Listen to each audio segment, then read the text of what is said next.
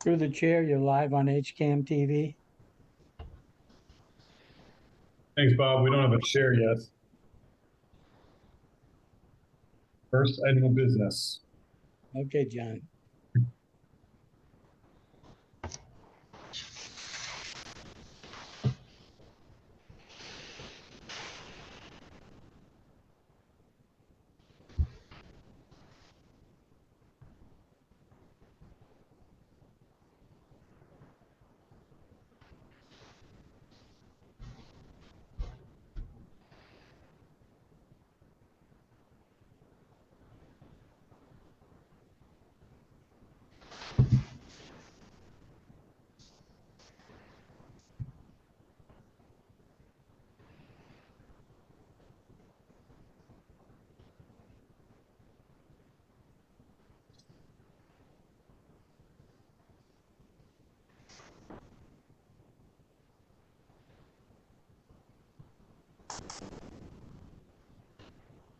All right, board. I think everyone is here, so we can get started.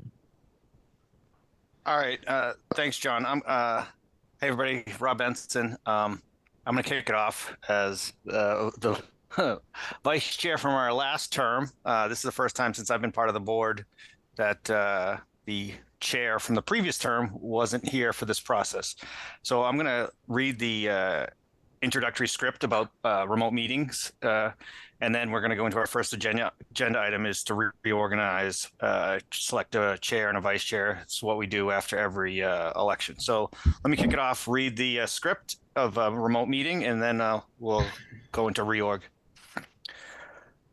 All right. Pursuant to Chapter 2 of the Acts of 2023, this meeting will be conducted via remote means in accordance with applicable law. This means that members of the public body as well as members of the public may access the meeting via virtual means. Participants may access this meeting through the remote meeting link as posted on the meeting agenda and through the town's online calendar. When required by law or allowed by the chair, persons wishing to provide public comment or otherwise participate in the meeting may do so by raising their hand or otherwise signaling their intent to speak. This meeting will be recorded. Please take care to mute your microphone unless you have been recognized by the chair. We will now confirm attendance of members. Please respond with present if you are on the call. Elise Mayalowski. Present. Lucia Lopez. Present. Matthew Ronca. Present. Michael King. Present. Parker Happ. Present. Jane Moran. Present. Karen Willis. Present. Wills, sorry. That's okay. I've been called worse. Vikasath Prati. Present. And obviously Rob Benson is present. So we're just going to jump into our agenda. The first thing on our agenda is obviously reorganize. So typically in years past, someone will nominate somebody. They'll say, yeah, I'm interested, or no, I'm not. And you can nominate one, two. You can nominate as many people as you want for chair and vice chair. You can nominate them either collectively, or you can nominate. We can start with a chair or vice chair. But that's the first thing on our agenda, so we can organize for this upcoming year. So I'll open it up to anybody that wants to speak. You can raise your hand. You can kind of visually give me a cue you want to speak, whatever you want to do to let me know. Rob, Go ahead, Jane. I can kick it off by nominating you to be the chair. Thanks, Jane. Vikasath, I see your hand just raised. Yes, I was about to say that, but Jane beat me to it, so You can second it. I can second it. Can we nominate even the vice chair right now, or Sure, after? Yeah. sure. Let's just do it all at. So for the vice chair, can I nominate Matthew? I would like to nominate Matthew for that. Okay. And I'll second Matthew.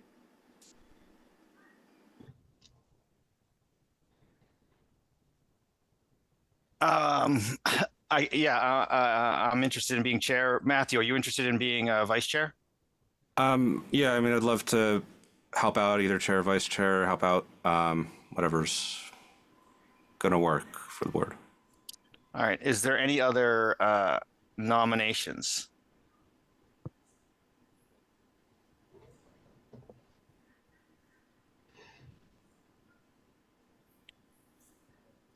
Do we just want to jump into a vote? I think John had perspective language here. Second.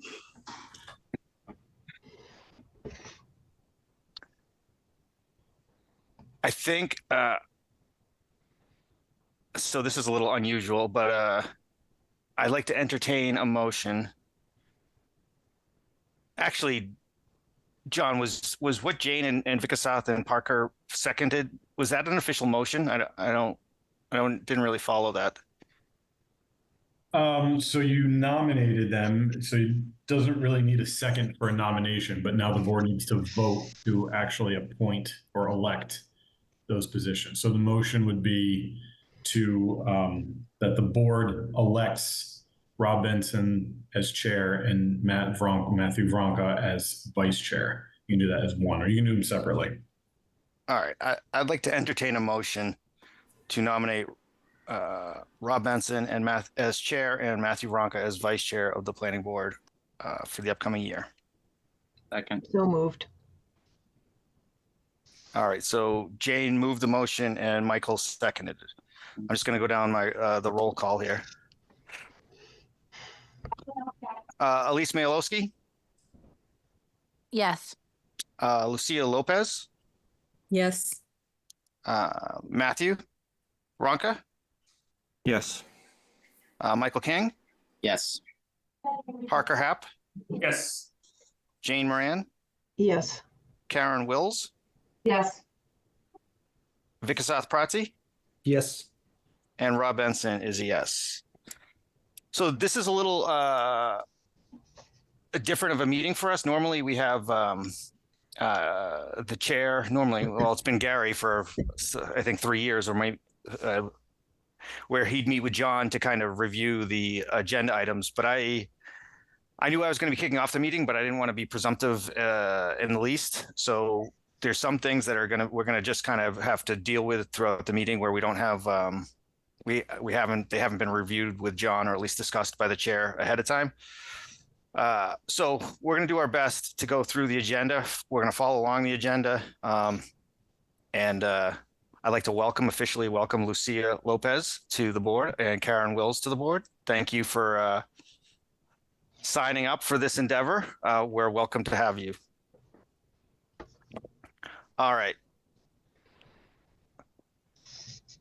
So the first thing on our agenda is I think a very is a topic we've discussed at length over, I think, the past 2 years, and that's the MBTA communities discussion. At town meeting, the town voted to not approve the plan that was presented. So I think we need to think about our path forward and what we do. It seems like there's definitely going to be a special town meeting in the fall, and we want to have a proposal for that special town meeting. Also, we typically don't talk a lot about what other towns are doing, but other towns are experiencing similar issues. It's not going smooth sailing across every town in Massachusetts where they're trying to institute this MBTA zoning bylaw change and overlay districts in each town. Obviously, everybody knows Milton is being sued by the state. We know there's, I think, a dozen plus other towns that have rejected the proposed MBTA overlay district. There's 20 different communities that have formed I don't know if it's a class action, but have joined together to try to sue the state for overreach. But I think we want to put forward our best plan together to get it passed, to get it behind us, in the best interest of our community in our town. So that's what I think our goal should be. And with that being said, I'd love to hear if there's any opinions on like what we should do. Should we think about it from just restart the thought process? Should we kind of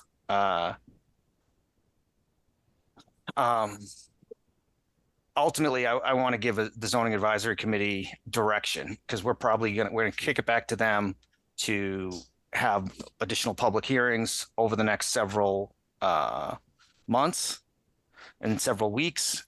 And I think we want to give them direction of what we'd like to see happen, because ultimately we'll be the ones moving it forward to town meeting. Matthew, go ahead. Does it make sense to start with just trying to understand what the timeline is before we do that? So obviously we need to have something accepted by end of year to be in compliance. Like practically, when would we need to start the process of scheduling the special town meeting, having the warrant set, et cetera? I don't think we schedule the special town meeting. John, I don't know if in town hall they've had any discussion about that date or. Yeah, we have. So because it's a national election, the town clerk's office has basically said they're not going to have a special town meeting in November or October. So we basically have September or December to have it. And it's not the board that, it's not the planning board that scheduled it, it's the select board. So they'll have to pick one, probably with some input from the planning board as to when we think there's going to be a actionable MBTA communities proposal, but And do we, it's really going to be September or December. Sorry, go ahead. and Rob, do we need to have, this is probably a question for John, but do we need to know, do we need to have any lead time for it to be approved by the state ahead of the December 31st timeline, or do we just need to have it? Yeah, so that one's kind of tricky because there is a post-adoption process that we would have to go through to file it with the state for them to confirm compliance. It has to be done before December 31st. I'm just kind of throwing this out. I don't know if it's true, but I would imagine if we approved it at that special town meeting in December and we just can't get it done by the 31st, I would really hope the state would give us an extension. That would be kind of, ridiculous if they didn't, but I can't guarantee that they would. All right. Thanks, John. Vikasath. Okay, through the chair. Firstly, I just would like to say that I was part of the JAC when this discussion was happened, a well thought process which was put in forward.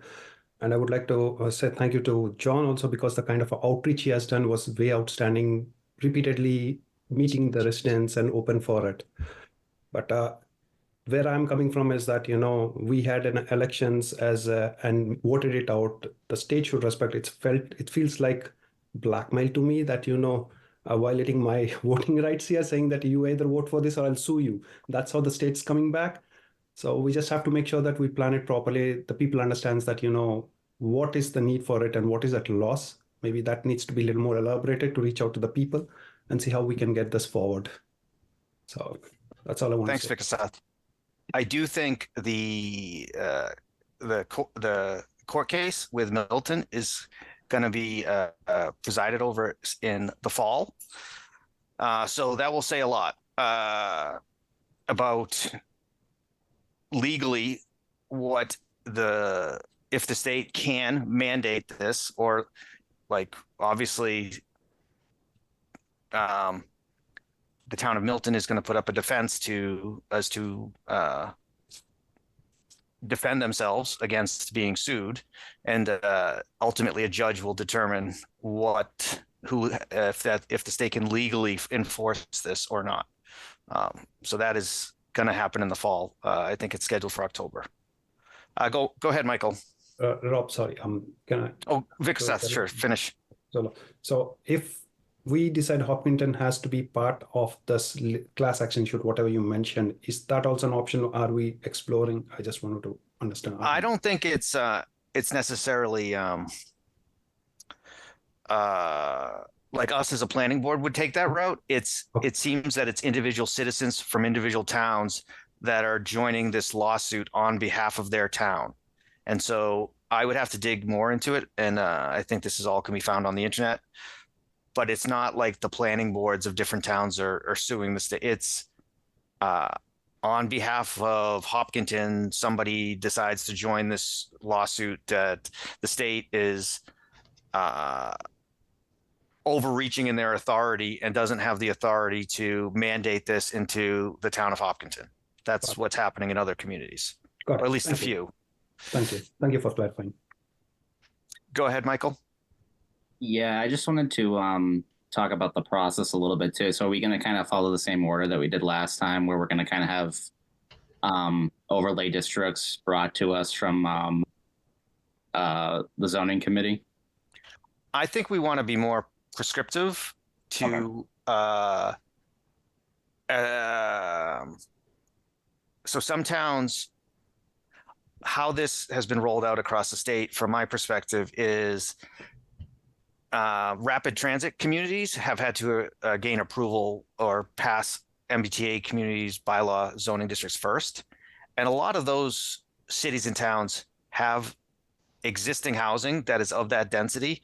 So they created overlay districts over parcels of land that already have that density housing. So for them, besides the town of Milton, it wasn't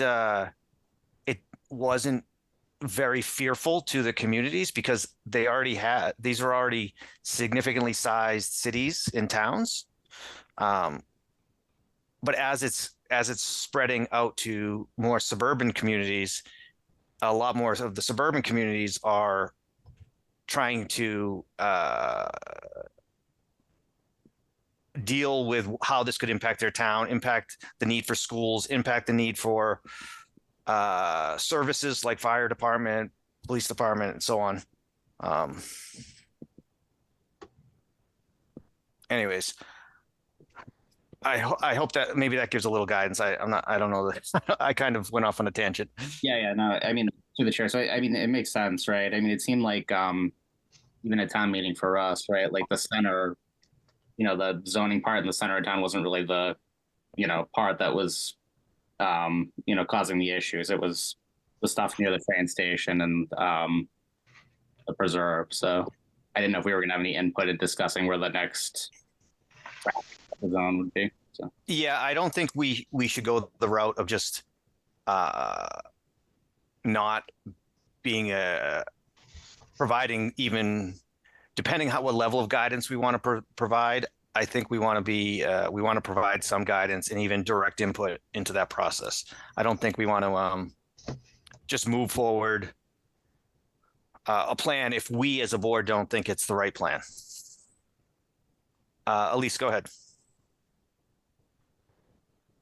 Thanks, Rob. I think since town meeting did not want to go forward with what we had agreed as a board, we all liked, I would really personally like to hear more, like in public forums, I would like to hear more from the people in town, why they didn't like it. Was it the zones they didn't like? Was it the fact that they didn't like the idea that there might potentially be so much growth in town? I would like to know specifically what it was that people didn't like. And I would just like to hear more people, because a lot of people at town meetings said that they just weren't aware of it and they didn't know. They just seemed to not have any clue about it. So although I disagree with that, I think we put out a lot of information. I think there are a lot of people in town who need more information, and I would like to hear from their feedback too, before we just go making decisions and telling people what to do. I tend to agree with that. I always look at my role on the planning board as someone that's elected, and I'm supposed to represent the community the best I can. So I tend to wholeheartedly agree with your sentiment that we should try to gather more input in public forums. We got to figure out how to do that, because we weren't, like, the people that attended. It's not like we all of a sudden had 1,000 people on one of our planning board meetings. So we got to figure out how we can get more more awareness, I guess, if nothing else, and awareness will lead to input.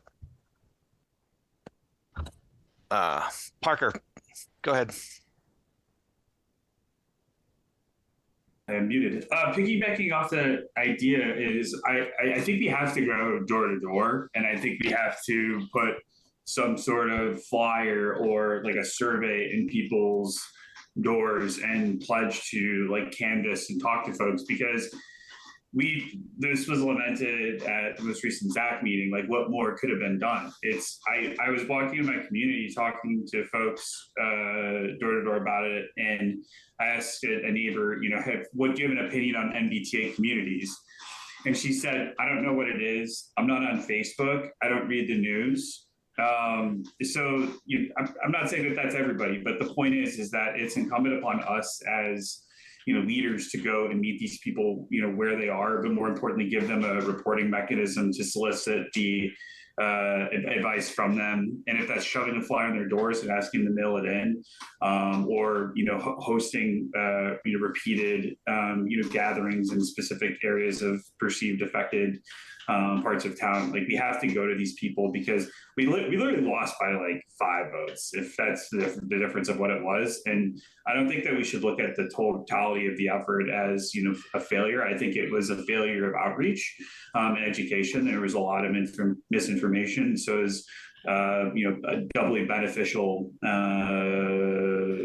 thing. If we're to go and meet these folks and talk to them, they're going to become aware of the realities of that you're not losing property rights, that you're not being disenfranchised, that this isn't going to lead to a reduction in the property values of your home. So that's my take for what it is, and I'll volunteer to do the work. We've since I've been on the board, we have never tried this, but John, did we have any budget if we did want to send out like a mailer, like a postcard? Like, are you aware of MBTA communities? These are the 5 things you should be aware of. We have not budgeted for that in the annual budget. I don't even know how much it would cost if we send it to every household.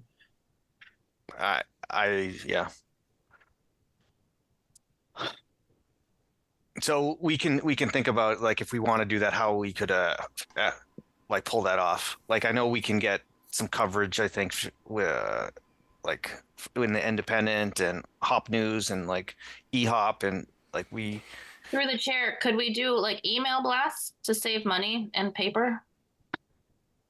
Boom. I don't know that we have a way to contact, like, I like, it's not like we have a town-wide email distribution list that I'm aware of. But like, we could try to leverage mailing lists like that there are with eHop or Hopkins Independent or Hop News. I'm sure they've got to have mailing lists, and maybe they'd be willing to let us use those lists for this purpose. I don't know. That's something we'd have to investigate. Sorry for jumping in here, but I do have a suggestion. I mean, if we did something like a survey, you can use SurveyMonkey, and you just put the link in Hop News, in the Independent, and the other thing. And if you're interested and you want to take our survey, you have to put in your name, address, email, and then they can just fill it out. That way you don't even need a mailing list, just give them the link.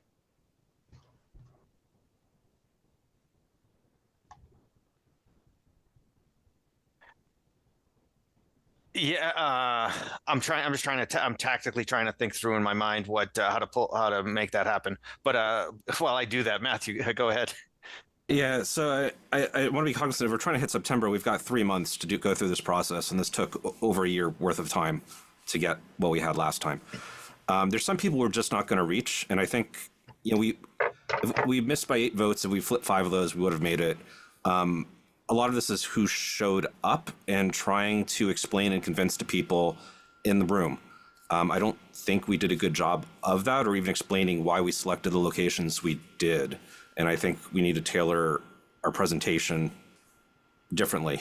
Instead of just explaining, we picked these places and this is why we need to do this. I think that's just the first phase, is why it's important, and why it's important that we're complying. And as a planning board, regardless of how any of the cases come out, like, we should be assuming that this is the law of the state. We need to have a proposal, regardless of whether we think it's the right thing or not, to follow the law. It's currently the law. And so we should at least have a proposal that works in compliance. And so we got the part of explaining why it's important, but also why these were the parcels that we picked. I know that Zach tried to walk back the complexity of their process so that we weren't going to confuse people, but I think we came back too far in explaining why we didn't turn industrial zones into an overlay district, or why we didn't pick other options that wouldn't have been in line with our town planning, and why these were the best solutions, because I don't think that came across in the presentation very well. Yeah, I don't think we tried to.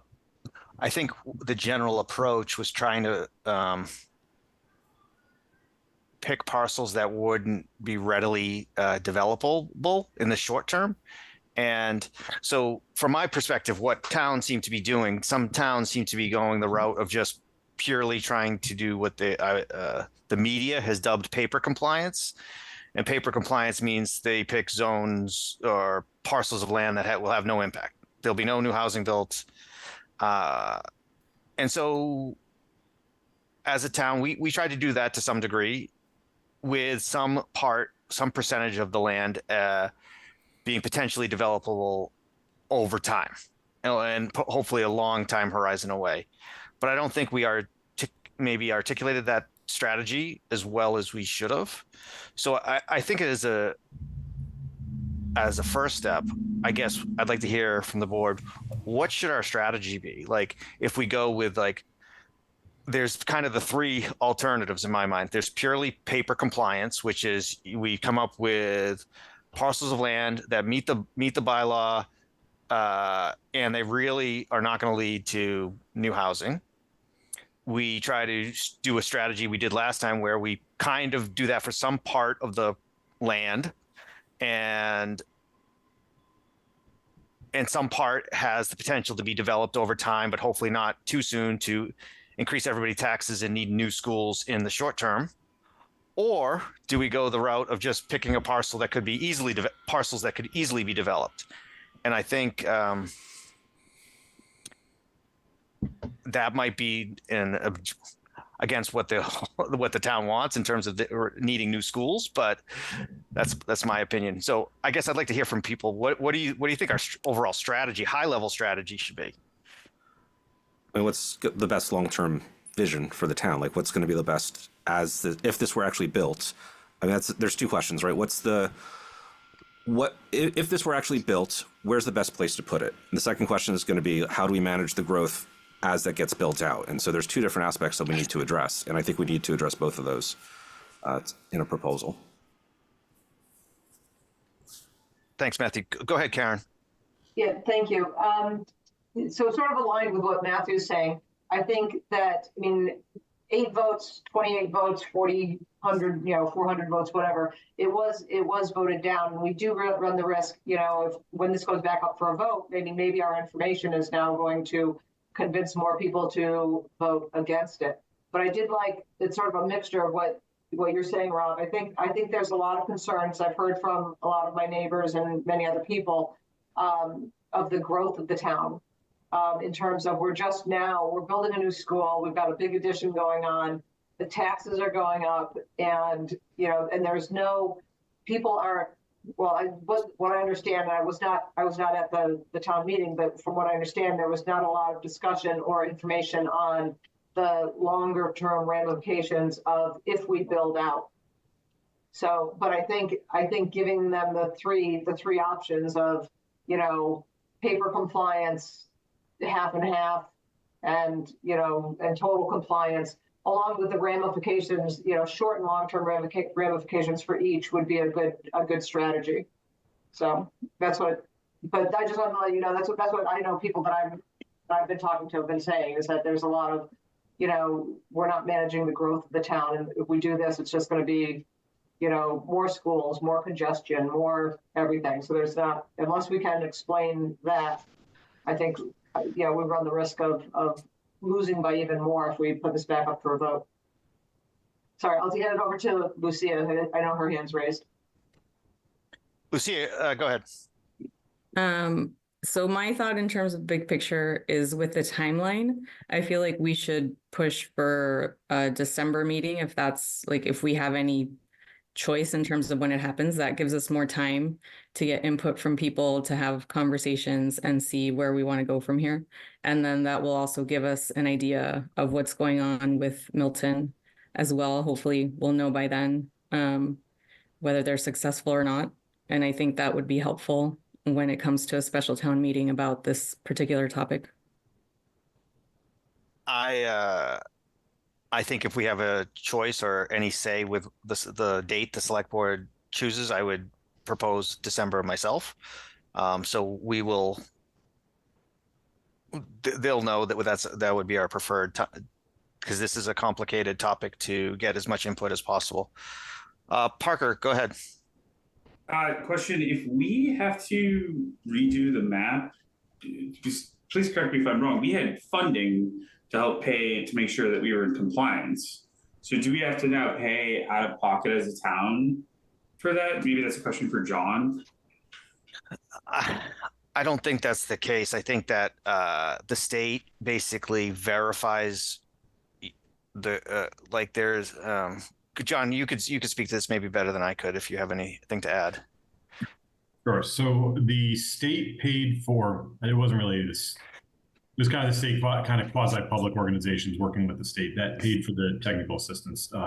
Mass Housing Partnership being the main one. That was really more to like draft the bylaw and review the map. We created the map in-house. Not all towns have that ability, but we do. It's really just changing that kind of stuff. So in terms of getting a consultant on for compliance, I don't know what the state would be offering for towns that are trying to do this a second time. The funding, I think it's probably a funding pool that would then be dispersed amongst the towns that are trying to do it again with certain priority levels, I would guess, if there's even any funding. Honestly, I don't even know if we would have enough time, even if we were to go to town meeting in December, to try and draft a new map or a new bylaw, have a consultant review, get back comments, go back and forth, and then bring it forward. I think it really is going to be the zoning advisory committee or the planning board put together a proposal. We try and have it reviewed by the state ahead of the town meeting, if they even have that time to do that. And then we just kind of move forward from there. Because we know generally what we're supposed to have in there. Our bylaw and map were both confirmed by EOHLC and the AG's office that it would be compliant with no edits. So that is kind of like the model. We would just have to tweak certain things and then ensure compliance on our own. And I think that's the risk we have to accept is, we've got a map that was heralded in among leaders in the state. And, we talk about, do we want to just be paper compliant or do we want to be, fully in the spirit of the law to the fullest? I think we've hit the middle, and we're not going to be non-compliant and get the agita of and wrath of the state, which de-risks potential adverse loss of funding for schools that, if we don't have that ability to take advantage of these earmarked funds, that runs a worse risk for the town and what it could cost us. Moreover, if we try and put forth a map that now is just being paper compliant and goes back on our original proposal, and effectively we're thumbing the nose at the fact of the law, we risk getting the ire that way as well. So it feels to me that we should be sensitive to timelines, but also just realize that we can't and don't necessarily have the resources, and probably the state wouldn't want to put forth resources if they were realizing that we're going back on our original proposal anyway to something that is less in the spirit of the law, for whatever it's worth. But I'm talking too much. Thank you, Parker. Vikasath, go ahead. Thank you. Just a benefit of the board out here, I just want to reiterate the way this has happened, the way Zach has reviewed this. They made sure that the slots which they have taken across are well planned, back thought process to make sure that a couple of things. One is that, as there is a misconception where I've been hearing from the town that, what happens if once we rezone it, the state we have forced to build. Well, no, the builder can't build it forcefully. everybody in that zoning has to sign off and ready to sell. If even one person doesn't, then it's difficult for that to build that particular property. Second, the kind of an investment a builder would come in with this low community zone, typically considering the Hopkinton land price, any business person would think twice before they do that, and because there's no backup or funding from the state for this. And yes, there is a risk. I understand that how it was highlighted that there'll be a burden on the town resources like schooling, traffic, and everything. Those were taken into consideration, and this was put across. Having said this, I just want to say that if we are outreaching the people again, we just have to maybe come up with some kind of FAQs or frequently asked questions put together and then publish it across. That would be one way to go to convince them. But that's all I want to say. Thanks, Vikas. Elise, go ahead. Thanks. I know this is like a huge what if, but if the lawsuit with Milton and the state, if it happens to come back that like the state has no authority, would we just stop all of this at that point? I believe we would. Okay, because I mean, I know we can't do nothing in the meantime, but I almost wish we would know what was happening. Okay. I think a lot of towns feel it is the state is trying to mandate this to every town. That's the reality of the situation. Would we be talking about rezoning like for super dense housing if this was in various spots in town, if we weren't being forced to? I can't imagine we would be. Matthew, go ahead. I mean, I think the state's going to win on that, but we'll wait to see. But I agree that I don't think we'd be doing this otherwise. But I think it's worth, Zach, to be thinking about, regardless. Does it make sense to have dense zoning somewhere, and just as part of their regular planning of how do we evolve the town's planning? And maybe the answer is there isn't a good spot for it. Maybe there's a spot where it would, even if Milton or the group that's arguing for Milton wins their case. But back to the earlier question, we talked a lot about outreach and how do we try to convince people. What do we have what's our thoughts on what we're going to ask of Zach? Are we going to ask them for different properties? Are we going to ask them to explain, or different lots? Are we going to ask them to explain the options they had before to bring back? As we do the outreach, do we want to have those before we schedule any outreach efforts? Again, just conscious of the time and Zach's schedule. I don't know how much we can get and still have the outreach, and what we want to have to make a decision for the town warrant. Those are all good questions. I don't readily have an answer to. I think we will give as much input as we can to the zoning advisory committee. That is, I think, what we want to do, and whether that's specific parcels, and then to try to vet those, or whether that's high level philosophy, like I mentioned, paper compliance, kind of a mix, or try to really find land that could be readily developed. I think we need to decide what guidance we provide, but the more, I think, the better from their perspective. I think they'd like some guidance. Vikas, go ahead. I just wanted to add that to what Elise just mentioned, that how the state. So John, maybe you can help me out to correct this. But if the state as Commonwealth of Massachusetts are coming, or is the specific boards of the states are coming to sue us, like the Affordable Committee, the Housing Board? Is that how they are suing us individually or as holistically? That part I wasn't clear. There's a second follow-up question for me, but John, if you can answer that. So I'm not 100% certain, but I believe they're suing the town as a whole because it would have been town meeting that didn't approve it. Mm-hmm. So it's not the board, because the board doesn't have the authority to approve zoning bylaws. It would be town meeting as a whole. And the town. When you say the state is suing, is the state itself is suing, or is it a part of the state boards?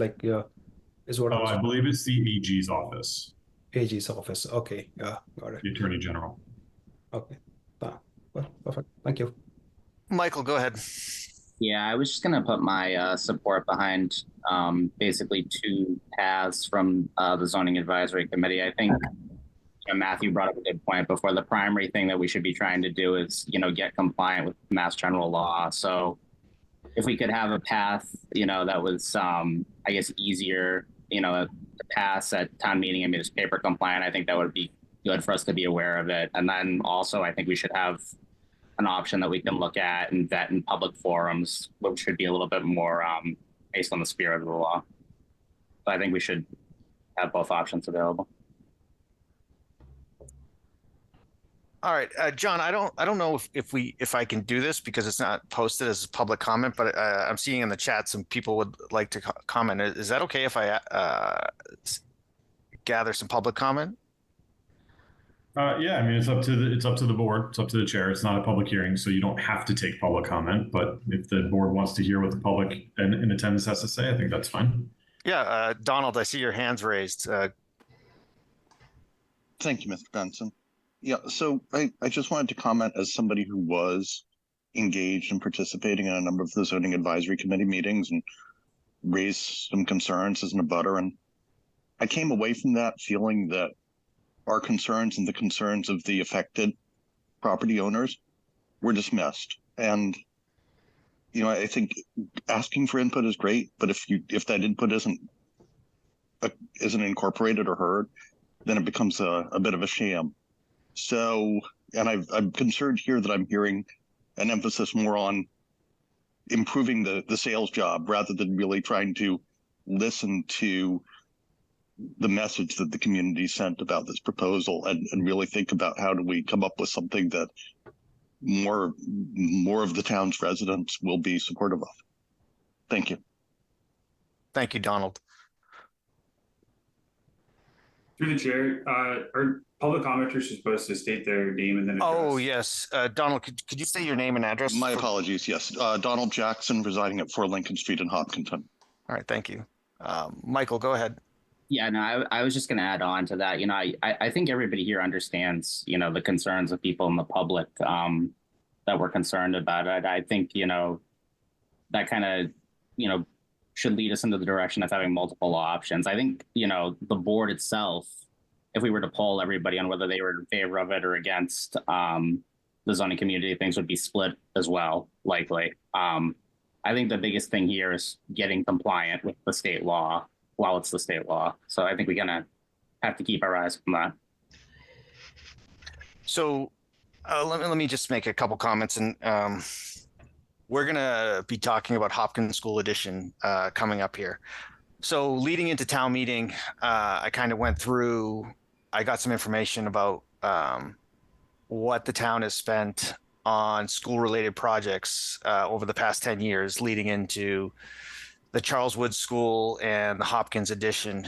And in kind of debt overrides, the town has spent an additional $200 million over the past 10 years for schools.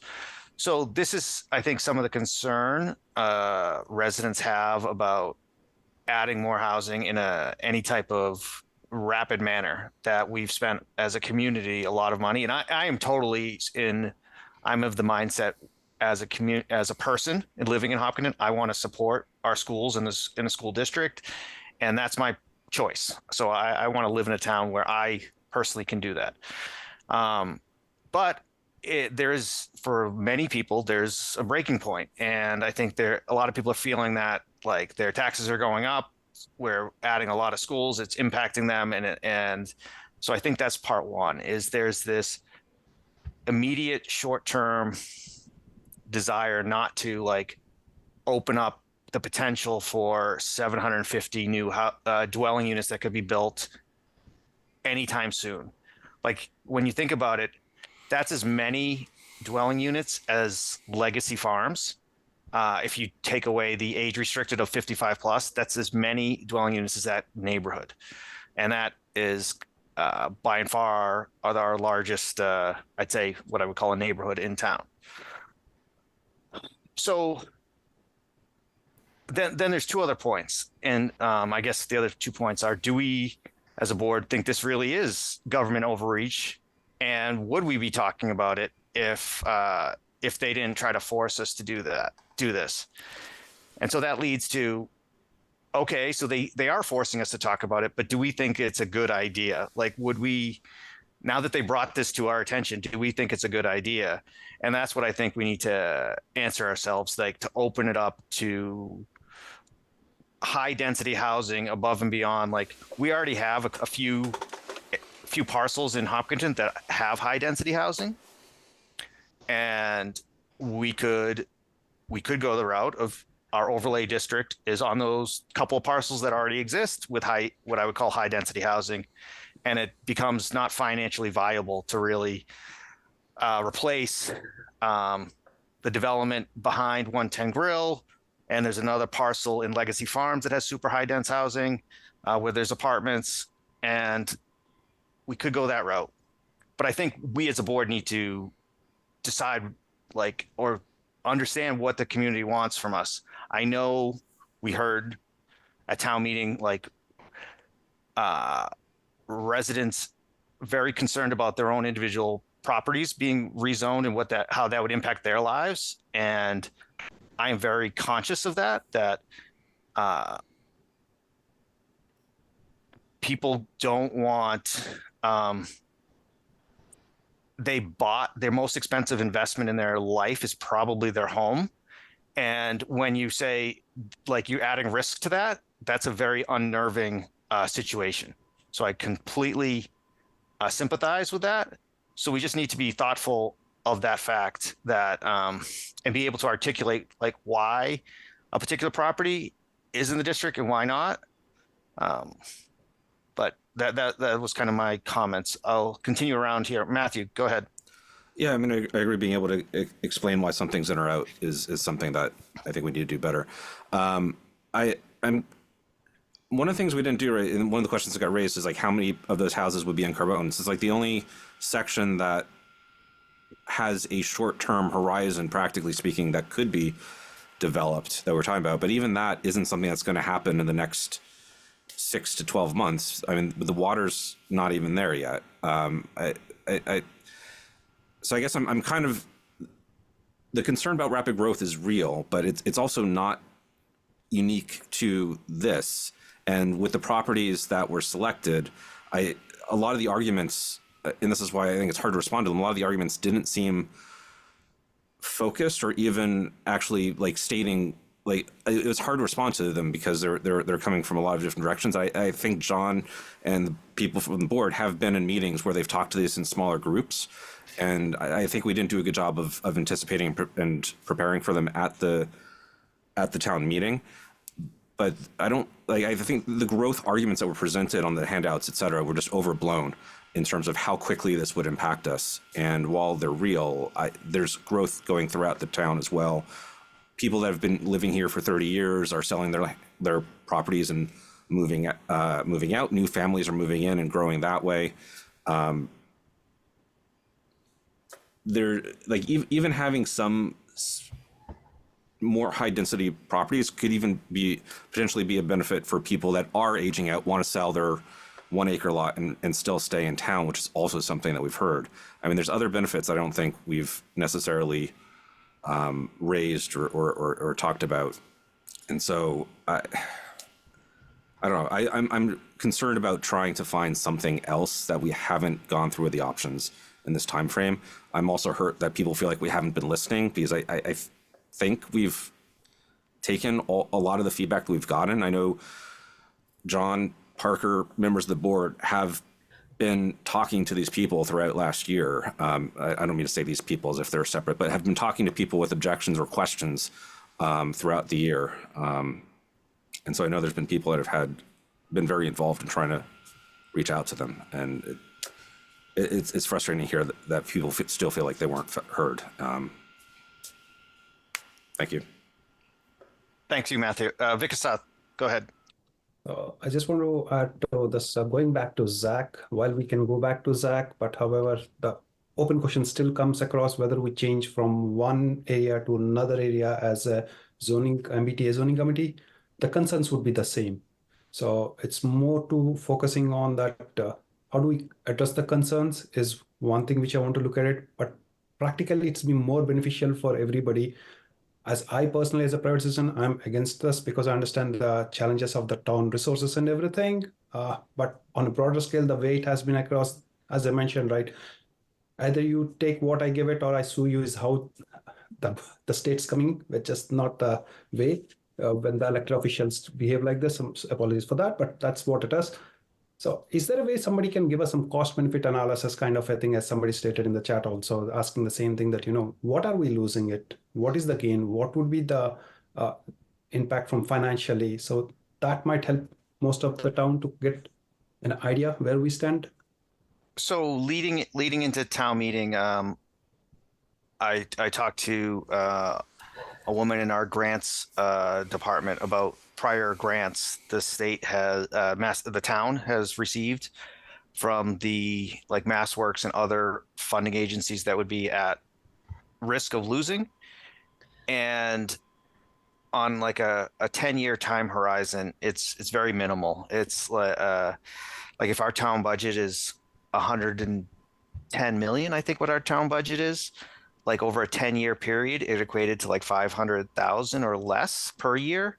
So it's like less than 0.5% of our town budget on a year-by-year basis. But I don't know, I don't think that's the driver we should focus on. I think we should focus on what I said before. Like, I think we can come up with a plan if we think as a board, like we don't really want to support high density, like let's focus on a plan that meets the paper compliance, at least until we get any input from what's going on in Milton. Like, I think that's the route to take as a first step. And if we still can't move forward, well, then we could go a different direction. But if that's what the members of the board and the zoning advisory committee and the town, I think it's up to the voters ultimately what they want. But if that's what we hear, I think that's the first avenue.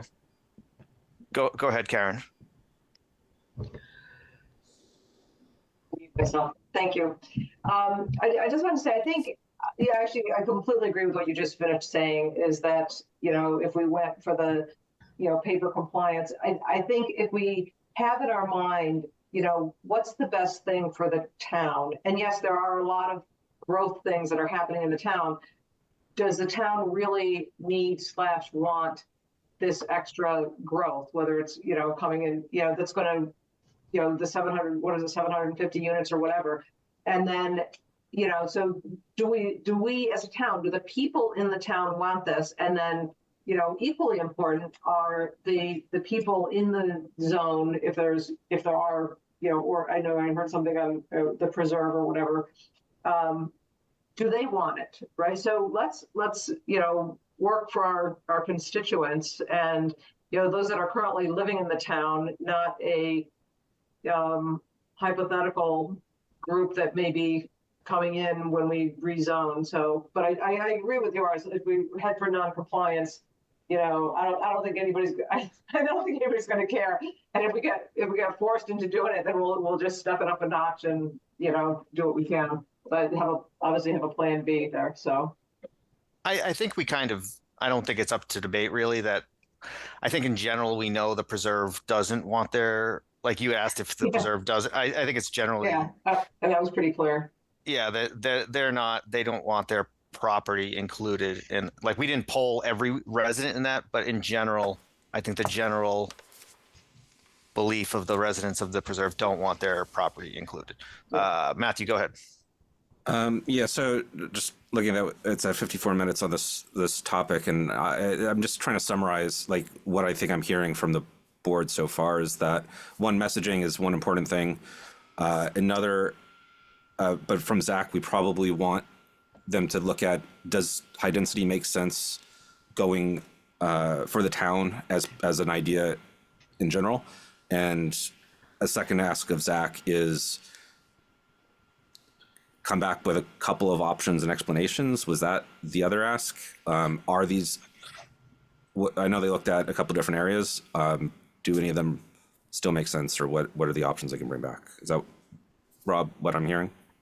I was thinking there was also the part of more community outreach, but I was thinking almost we had a lot of discussion about how to pull certain things off, how to do certain things, how to gather more input, how to improve messaging, how to decide what parcels to include.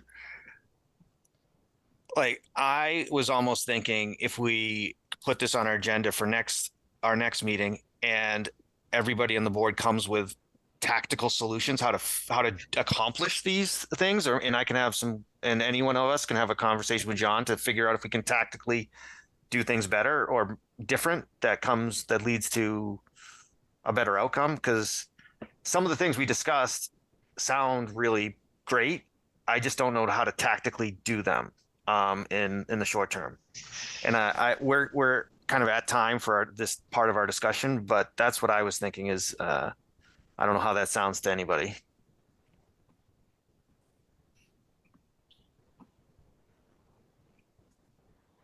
When's Sounds the like a next good ZAC plan. meeting? Is there something that we should ask them to do beforehand, or will we meet before them?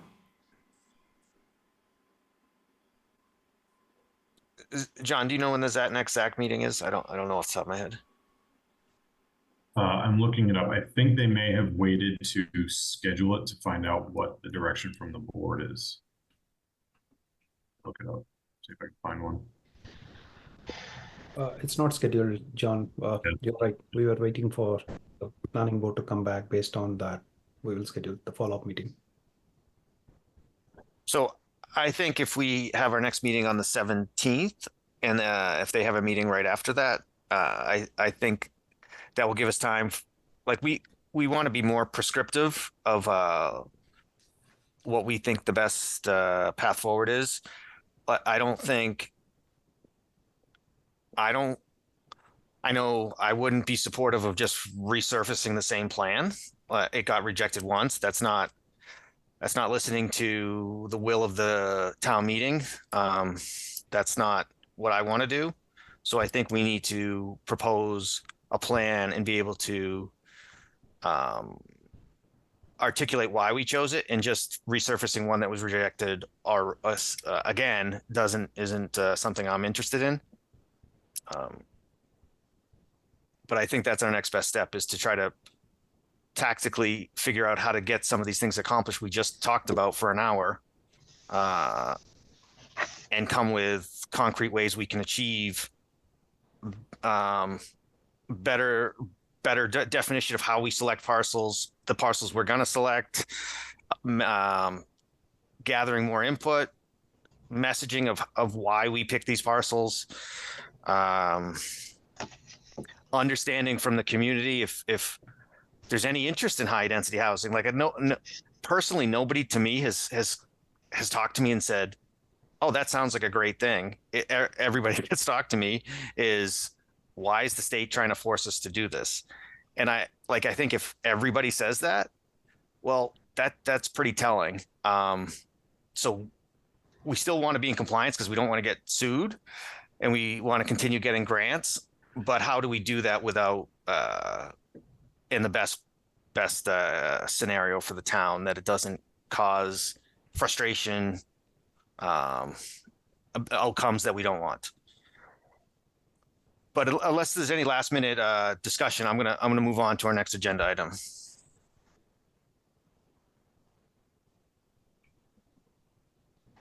All right, that was a really good discussion. And if one last thing before,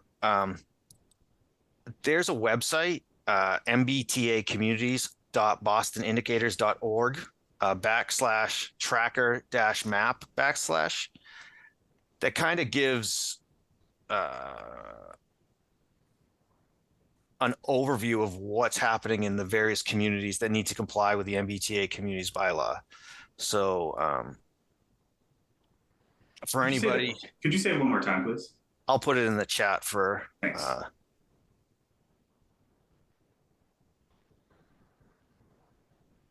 So anyone that's interested, you could follow along, at least to some degree, with what's going on in other communities. I found it interesting to find. So let's move on to agenda item number 2, or yeah. Kerry, are you on? Carrie Reed?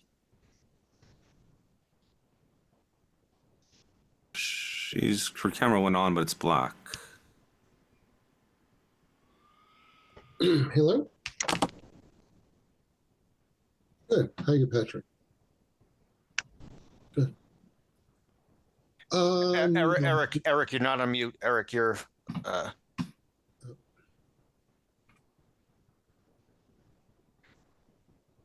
If it pleases the board, this is Peter Barozzi. I'm with VHB. I believe this is I'm here on behalf of Carrie Reed as well to present this project for the Chestnut Street sidewalk. I'm assuming we're talking. that was next.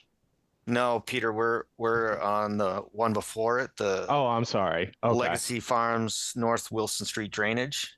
Okay. But if Carrie can't come through, we'll skip. We'll give her another.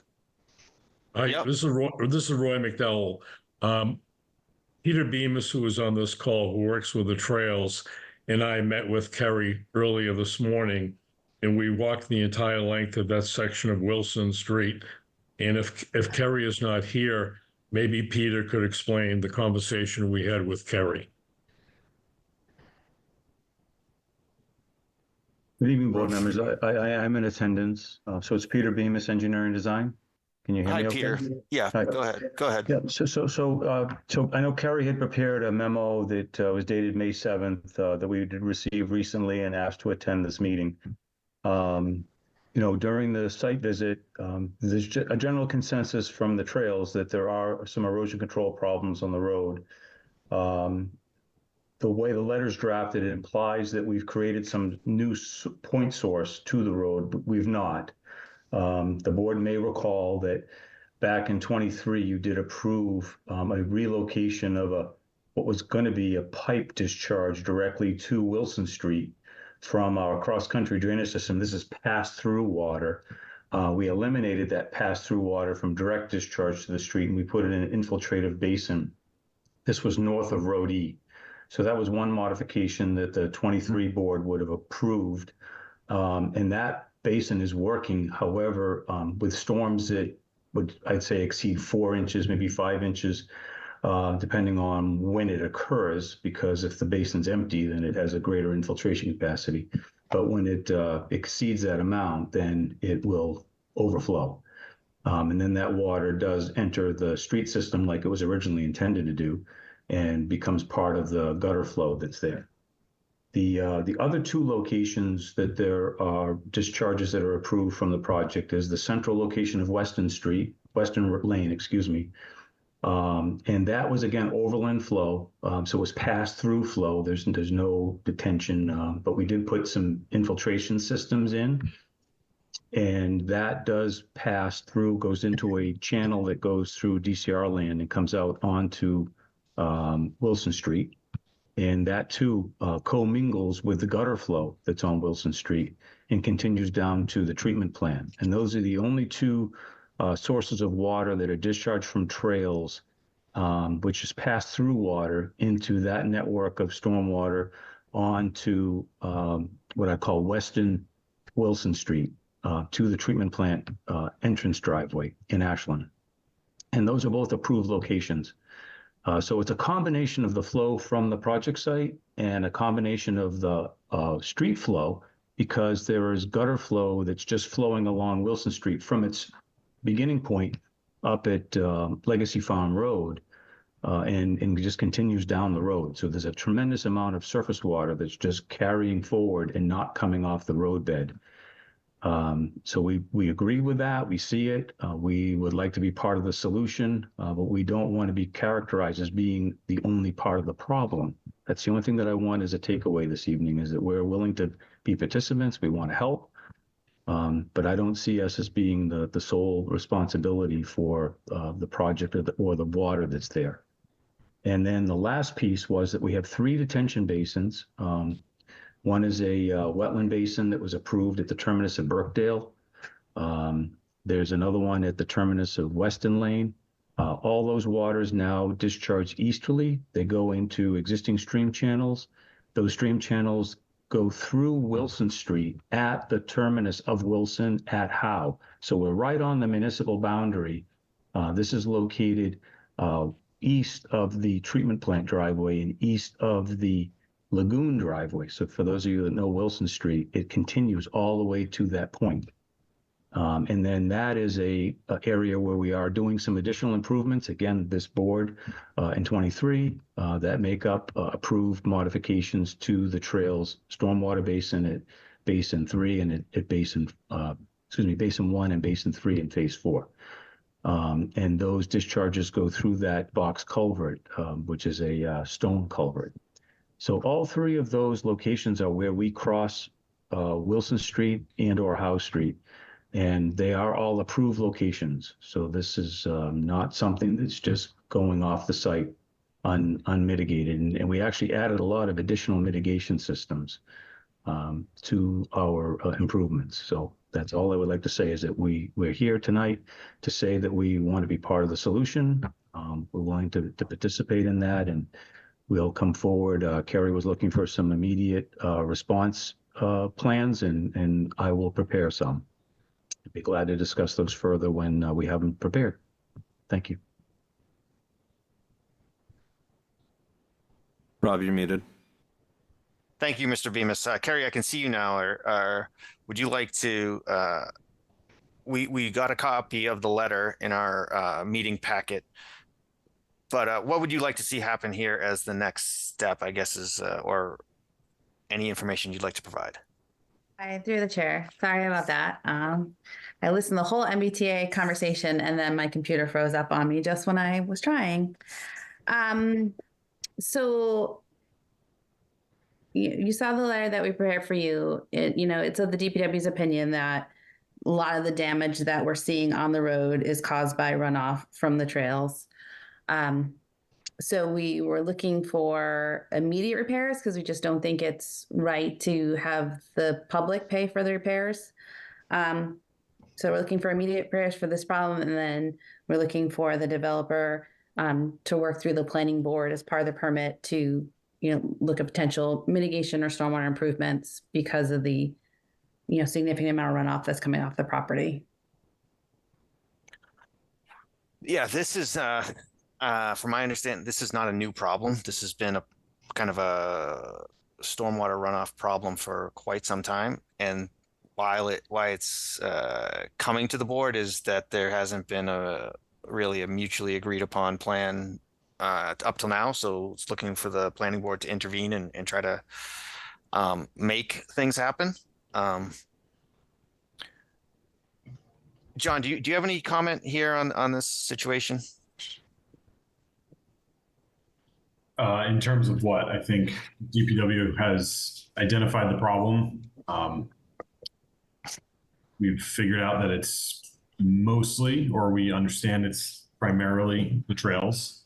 Obviously some other sources.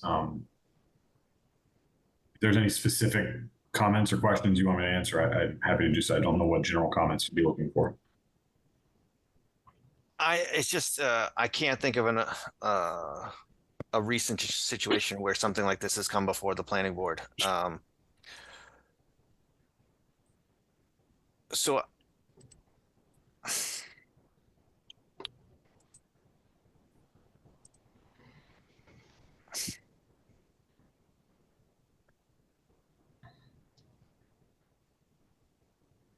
if we wanted to, I think fundamentally we want to agree with Kerry's recommendation to try to force action. So what would be our next step to make that happen? So the board could vote to raise the bond. Right now the bond is $75,000, which is not enough to cover the work to be done. So the board could vote to raise the bond to an amount that would be sufficient to have the town perform the work in case the applicant and developer doesn't perform the work. The developer has indicated that they're willing to do some of the work. I don't know if they're willing to do all the work that's recommended by DPW. But I think just an identification of what work needs to be done, who's going to be responsible for it, would be a good start for the planning board to then make a determination as to what the next steps are, whether it's raising the bond amount or taking some other enforcement action through the zoning enforcement official, those types of things. So, Kerry, from your perspective, this is a problem that emanates from the trails development. Yes. Is there any comments or questions from the board? I don't think we have. I think we, as John said, we have a few different options to try to force corrective action. It's great that the trails is willing to work with the town to correct these, but I think the DPW is looking for some enforceable action from the planning board to help address this as quickly as possible. So any question, Michael? Go ahead. Yeah, I just wanted to know if we had a number yet from DPW, I guess, for anybody else for the recommendation is to increase the bond from 75,000 to 300,000. Gotcha. Through the chair. Yep. How's the point? I mean, the increase in the bond would just be to repair the damage that was done. I think what we've also discussed is that the amount of runoff that's now being discharged into the Wilson Street drainage is above what it can handle. So that cost doesn't include what may be needed in terms of enhancing the road and the drainage to be able to handle this increased volume.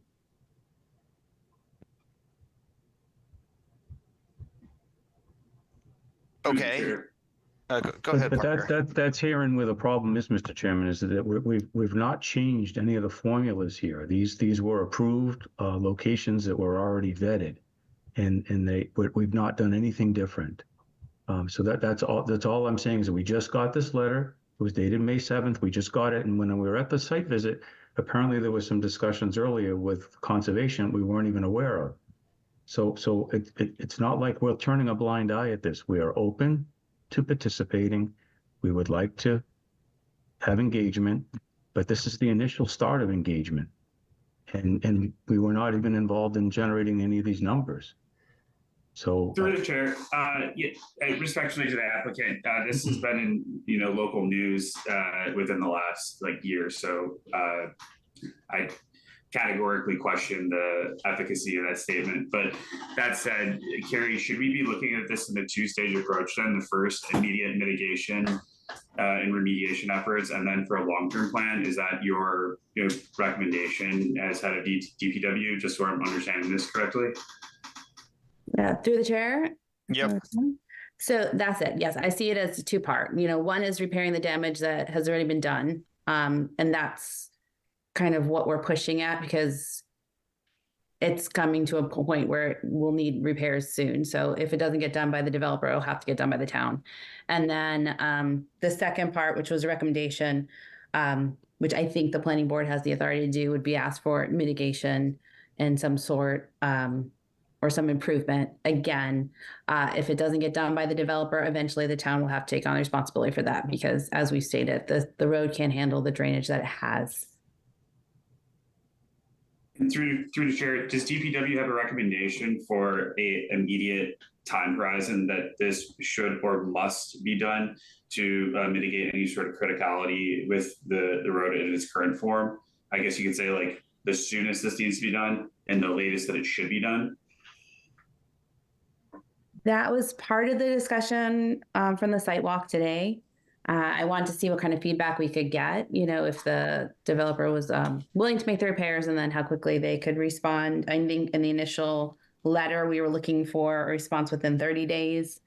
A lot of times when we do a repair, it'll be quicker than that, but certainly sooner than better. I mean, we're looking for plan. We discussed some repairs for removing the damaged edge road and the shoulder and restabilizing it.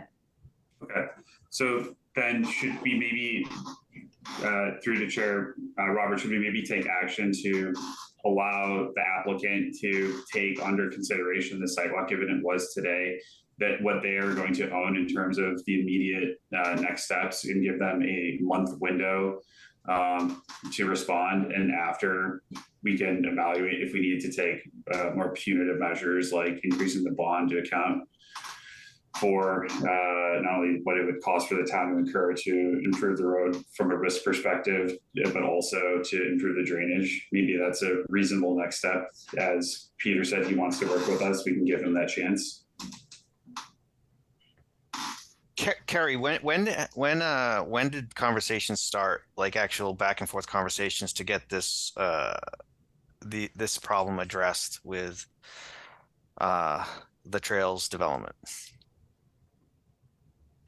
So I'm a former member of the Conservation Commission, so there's been several years of discussion. But between this the Conservation Commission this iteration of it, this like where it's got to a breaking point version, I guess. I started the conversation with staff probably last April, and we got to the point of putting it on paper in May. So we were trying to use last April of 2023. Yeah, was it? No, I'm sorry. You're right. September of 2023. September 9, right?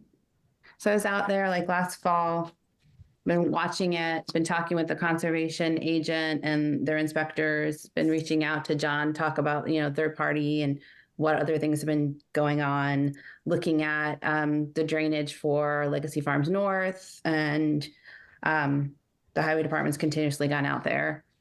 But so, Mr. Bemis, when do you feel you were made aware, or the trails development, when do you feel you were made aware of this issue, and that it's kind of hit a breaking point?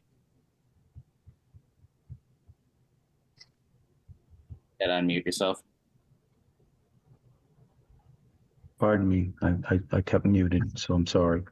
I believe it was 2 weeks ago when John sent the May 7th letter. So we were invited to come to tonight's meeting. And then there was outreach to meet on site this morning. That came to me on Friday. So I'm trying to respond as quickly as possible. So I think we're trying to do the right thing.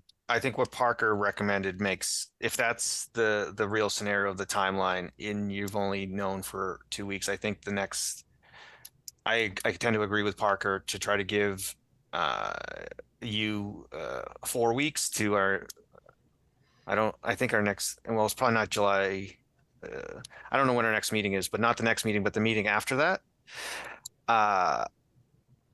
I think you and our director of DPW, Carrie Reed, need to, you guys, hopefully you can come up to a plan that you're willing to accomplish, that she's in agreement with, and we don't have to have follow-on conversations at our planning board meetings other than everything's going great. So that's what I'm hopeful. But John, do you know the next meeting? If we probably have, I think we have one on the 17th, and the one after that is right around July 4th. So I don't know if we have one that week or not.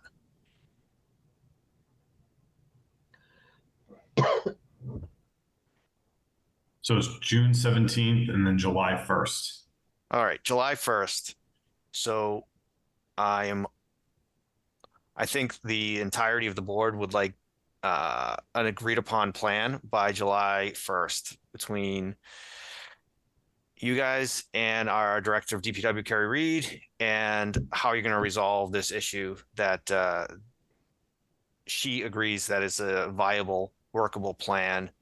Otherwise, we'll take action to increase the bond and take whatever actions necessary to force action as best we can.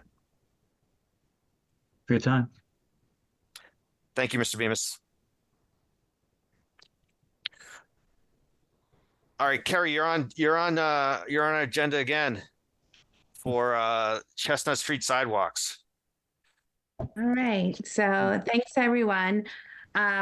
Chestnut Street Sidewalk was a project that was approved at the 2023 annual town meeting. It was sponsored by the planning board. We hired VHB to help us with the design, and we want to come with a little bit of an update about what we can do with the scope within the budget and a few of the options that we looked at, and just kind of, since the planning board was the sponsor of the project, we wanted to kind of get you guys a little bit of update and get some feedback. And I will turn it over to Peter from VHB if that's okay with you. That sounds great. Thank you, Carrie. If it's all right through the board, I'd like to share my screen so I can kind of just present to get started. Is that okay? It's okay with me. Okay. I think John just needs to give you that privilege. Should be all set. Okay. Great.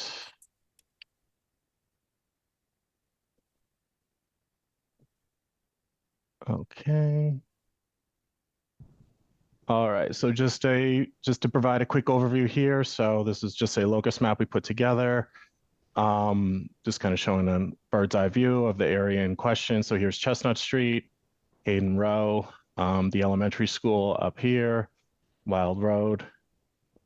Getting a little bit closer. So when we first took a look at the area and we were in initial discussions with the town and getting our scope put together, we started kind of the biggest decision to come up was essentially which side of the road we wanted to put the sidewalk on, because we're only putting the sidewalk on one side of the road, and that as what was approved and what the money that was available. So that was the first step in our design process. So when we kind of took a more holistic approach, we were looking at the corridor, kind of looking at the grading on either side, looking at features such as these wetlands here on either side. Here we have Beaver Brook with a culvert crossing going underneath the road. Just looking at it, looking at the utility poles, we have Grady Way and McKay right here. So after looking at it, we had decided that we thought that the best approach would be to put the sidewalk on the southern side of the road here. So that's essentially the approach that we took. So we ran with that. You can kind of see a rough sketch here of the cross section. So then once we decided that, we proceeded with kind of the next larger level design decision was, where we were going to put the curb line. Again, looking at these wetlands here, we VHB were a little concerned about getting close to these wetlands and impacting those buffer zones and potentially direct impacts to the wetlands area. So obviously we knew we had to include the Conservation Commission and everything. So we took an initial approach where we would shift the existing curb line in about 2 feet from the where it is now. So essentially something that we call colloquially called a road diet. And we put together a design for that. We presented it to both Kerry and Dave Taltorio, the town engineer. We received some feedback from them that they were a little concerned about just experiences that they've had with Main Street, and some safety concerns about having a smaller shoulder. So that would reduce the shoulder from the existing 4 feet down to 2 feet, so they get a little bit closer to moving traffic. This is a pretty high-speed road. We have a design speed of 40 miles an hour, and it carries a fair amount of traffic on it as well. So both Kerry and Dave expressed a desire that they would prefer to maintain the existing curb line. And through those discussions as well, and knowing that we would have to go in front of the Conservation Commission, we got in touch with the conservation agent and developed a couple different alternatives to present to them. One of them being the initial concepts that we put together, so shifting the curb line in 2 feet, which had reduced wetland impacts. One with the existing curb line essentially being maintained with potentially a little bit more impacts, but things that can be managed. And then finally, it was expressed to us as well that the commission has a tendency to prefer providing HMA berm. So everywhere throughout this process, we initially ran with a vertical granite curb. So you can see here as part of the side of the sidewalk. We prefer that in terms of safety, especially if the sidewalk's going to be directly abutting the road. But we were informed that the commission has a tendency to prefer a berm, particularly around wetlands, so that small critters and animals can safely cross the road if they desire and get to the other side. But unfortunately, if we did provide the berm, we have direct design guidance from Mass DOT and such that the sidewalk would need to be offset significantly, about 5 feet from the edge of road. So while the critters can get across, the sidewalk would have to be further separated, and then those wetland impacts went through the roof. We presented those concepts to the Conservation Commission, and as informal discussion, we are planning on proceeding with an NOI with them. But we wanted to get some initial feedback, some thoughts from them. We met with them on, I believe it was May 21st. Ran those concepts in front of them, got some good feedback, and they agreed that they felt that the sidewalk with maintaining the existing curb line with a vertical granite curb provided the best balance of everything. So separately from that, we also looked at, I'll go back to the locus map here. We did look at continuing the sidewalk all the way to Hayden Row, Route 85. Again, when we were in the initial scoping process, we didn't exactly know what a good terminus spot would be, so we looked at extending it to Hayden Row. Currently at Hayden Row, it is a signalized intersection, and in order to safely accommodate pedestrians, bringing a ADA compliant sidewalk there, we would also need to modify that signal, provide new pedestrian signal heads, pedestrian curb ramps, and adjust the timing of the signal as well, which was something that wasn't really in our scope at the beginning. On top of that, Kerry informed us of a culvert study being performed by Titan Bond. They are analyzing the culvert. There's a culvert here for Beaver Brook. There's another one. It's lightly shown here, just before Smith Road. They were both deemed to be deficient by that report and in need of replacement. And so we deemed it that if we wanted to put the sidewalk on top of that culvert, it would eventually need to get ripped up, as replacing those culverts are not within the budget or the scope of it. So with all of that in mind, we decided that the best place to terminate the sidewalk was at Wild Road, right here. So do a mid-block crossing with the added benefit that there is a sidewalk on the northern side of the road already there, existing, a cement concrete sidewalk up there. What we are planning on doing is, I can share here something of what it would look like. So we would do a mid-block crossing there and provide for safe passes, usually for like mid-block crossings on high-speed roads with fair amount of traffic. We prefer to provide something known as rectangular rapid flashing beacons, RRFBs. I should have a picture here. Here we go. This is generally what they look like. So we would put those on either side. They can be either solar paneled or direct electrical connection. We have to kind of do our own analysis to determine which one would be better depending on the sunlight that's available. But these design plans that I have here, these are rough at the moment, but they just generally show everything as to where we currently are with everything. So we have the sidewalk going on the southern side of the road, being crossed at Wild Road and running continuous all the way to Smith Road. I believe in discussions with Kerry, not knowing how much money is available, as we advance the design and we get our estimate more tightened down, we may decide to bid as an ad alternative going in between Gibbon. So we would run the sidewalk between Wild Road and Gibbon Road right here, and then maybe bid as an ad alternative the run between Gibbon and Smith, and see how much, if that could work within the money that has been allocated. I think, let me check in my notes here, but I think that was pretty much it. So that's essentially where we stand. I can quickly run through these plans here. So this is just the beginning. So again, showing a rough cross section of what we're looking at. I know Carrie has mentioned to us too, sometimes in other areas, I know we like for projects like Main Street, where it's a more main downtown, we do the cement concrete sidewalk. We can easily change that to an HMA sidewalk. I do know that that would probably be a bit cheaper if we wanted to extend the length of it. But if the planning board or other people may feel otherwise, that they'd rather have a cement concrete sidewalk, we can go with that as well. What is, excuse me, what is HMA?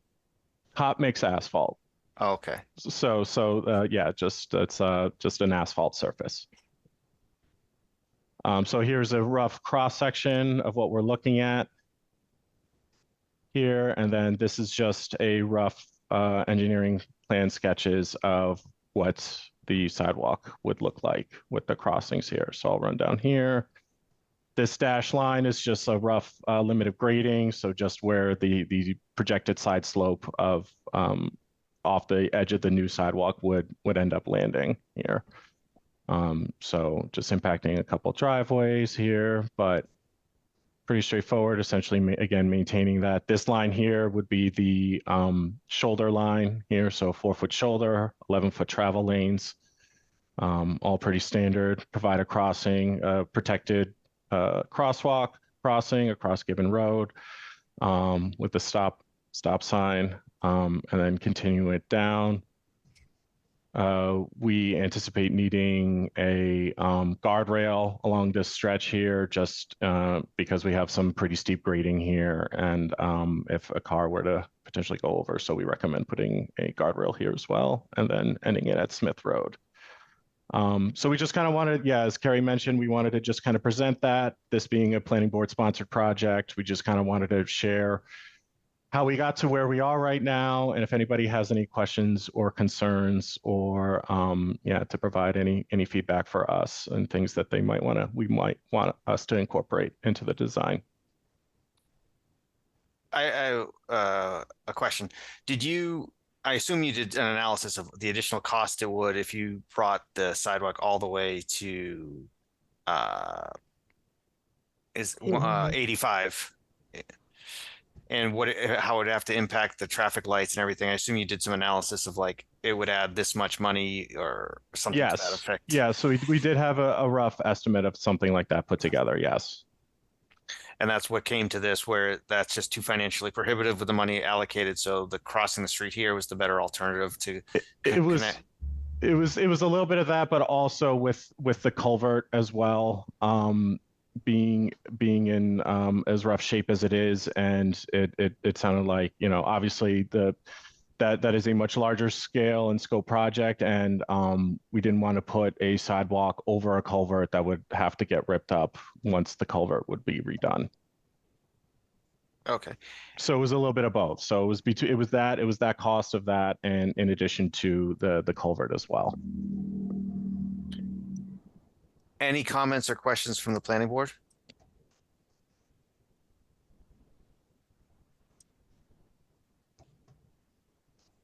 I have a question through the chair.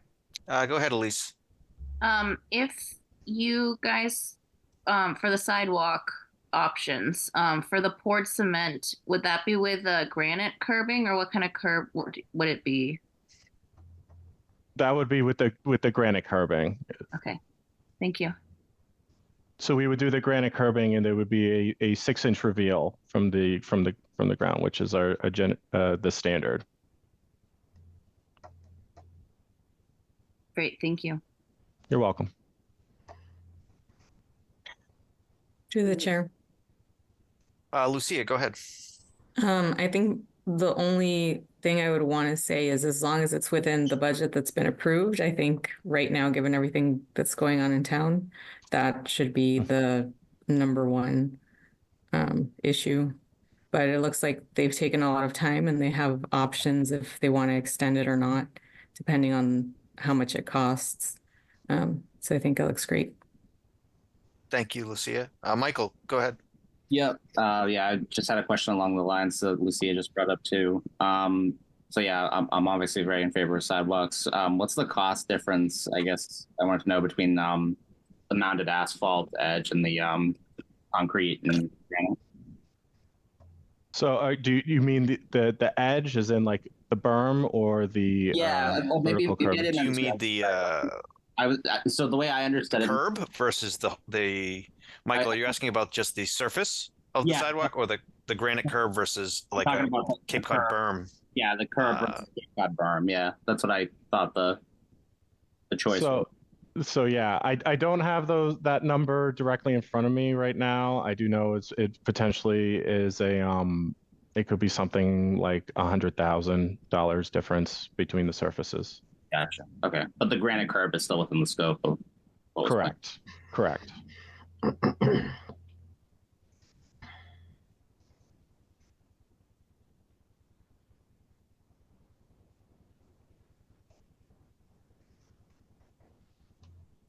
Can you guys hear me okay? Yes. All right, you froze for a second. Sorry about that. All right, I appreciate the update. The only one thing I was curious is what is the overall timeline of like from here where we are now to actually the project starting development, completion? Is there like a big picture timeline? In terms of that, so we're shooting to be on the Conservation Commission meeting. We're trying to submit our NOI to get it in. I know we're shooting for the 26th. I know that's their submission date to get on the next Conservation Commission meeting. And then after that, after we get approval, final design is shortly thereafter.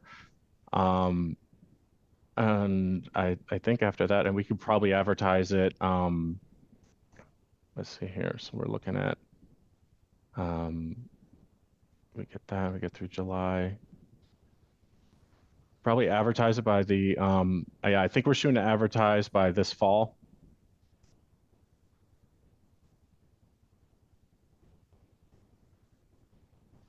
Yeah. He's muted. What does that lead to an end date of like when people will be able to walk on a sidewalk?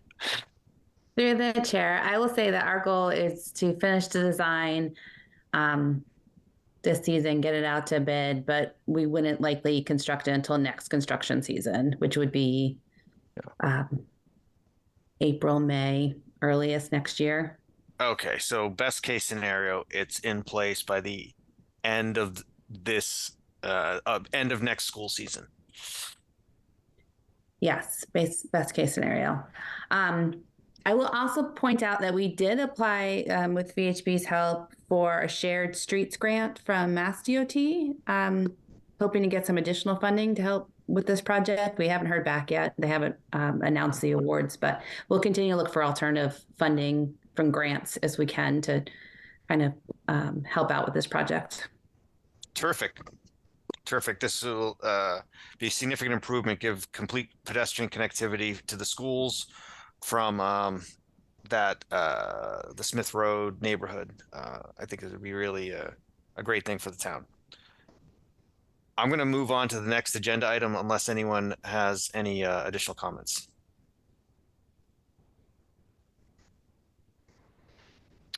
All right. Thanks, Kerry. Thanks, Peter. Thank you.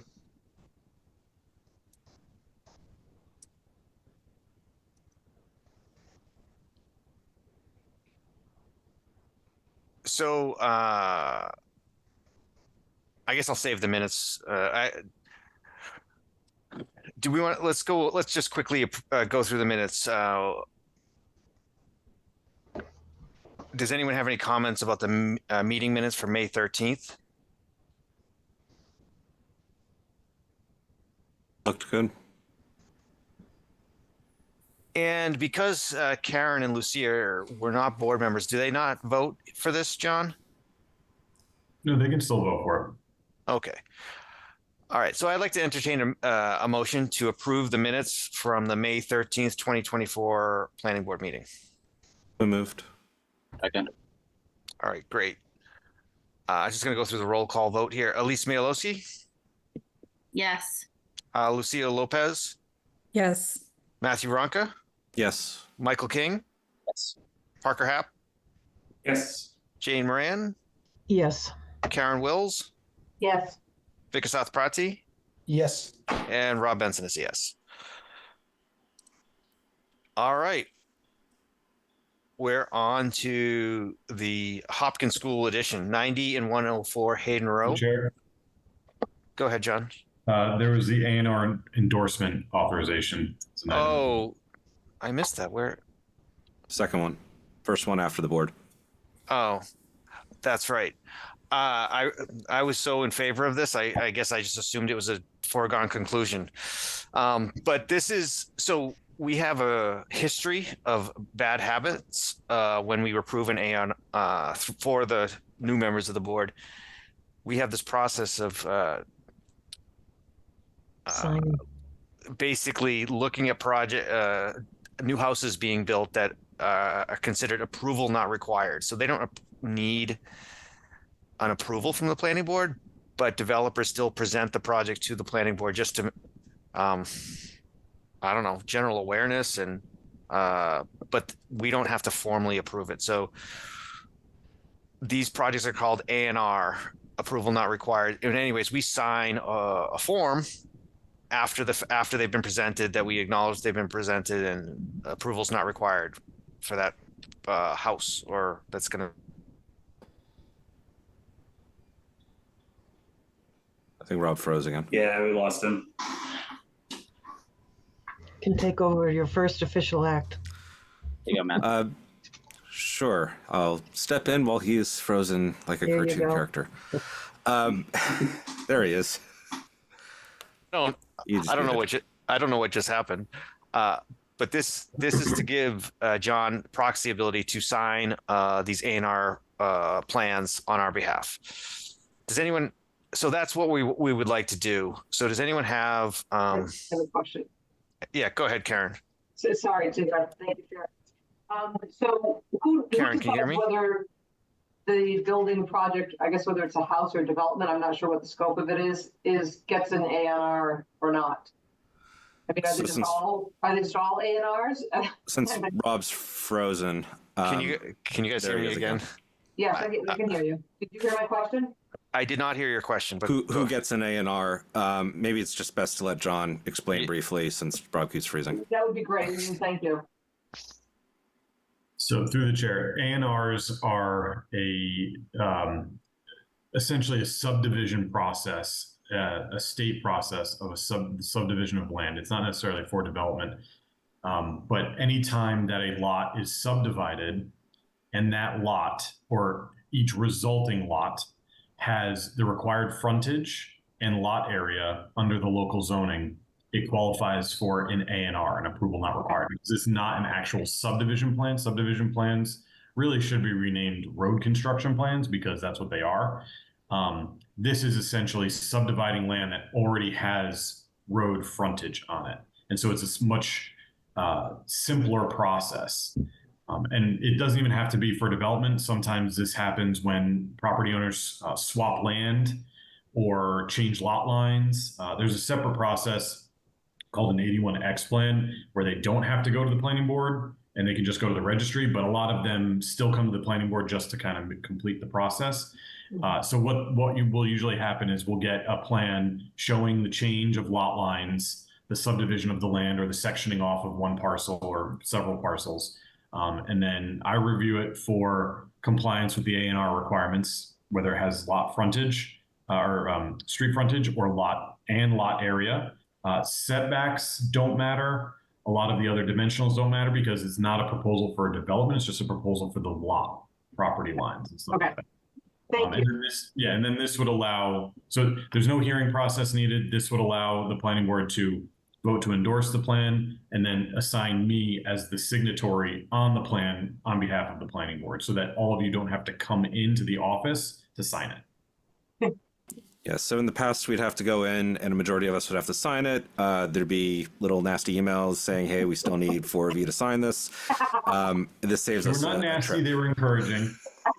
Encouraging. All right, thank you. Encouraging, yes. Well, thank you, John. I appreciate the explanation. So, all right. So, do I have to nominate John to sign our A&Rs? So yeah, so this has to be renewed on an annual basis or something along that timeline. We So decided to do I it. nominate right we have after. John sign our A&Rs. Through the chair. Well, there's a actually letter. motion that we Yeah, which drafted hopefully that Rob has covers the written. language. So Rob, if you want to go back and read the motion as written. Sure. I'm so sorry. I don't know what's going on. I got gremlins in my all of a sudden today. So I'd like to entertain a motion or that the planning board upon any vote by the board to endorse approval not required plans, authorize John Gelsich, principal planner of the town of Hopkinton, to endorse said approval not required plans on behalf of the planning board. So moved. Second. Great. Thanks, guys. I'm going to go through the roll call vote. Elise Mayalowski, Yes. Lucia Lopez, Yes. Matthew Ronca, Yes. Michael King, Parker Happ, Yes. Jane Moran, Yes. Karen Wills, Yes. Vikasath Pratzi, Yes. and Rob Benson is a yes. All right. Now we're on to Hopkins School renovation.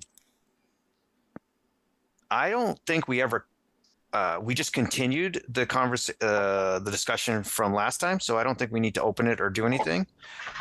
At the end of our last discussion about the Hopkins School renovation, it was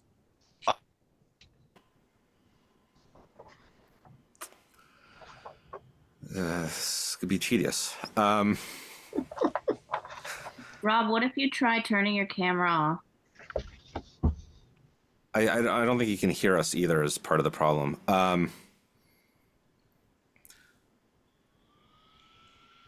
He was in the middle of a thought, so I don't exactly want to jump in, but there he is. Okay. we're gonna keep trying here. So who's on from Ty and Bond? That's me. Jean Christie, principal engineer with Ty and Bond. Hi, Jean. How are you? I'm fine. How are you? So I think our next step here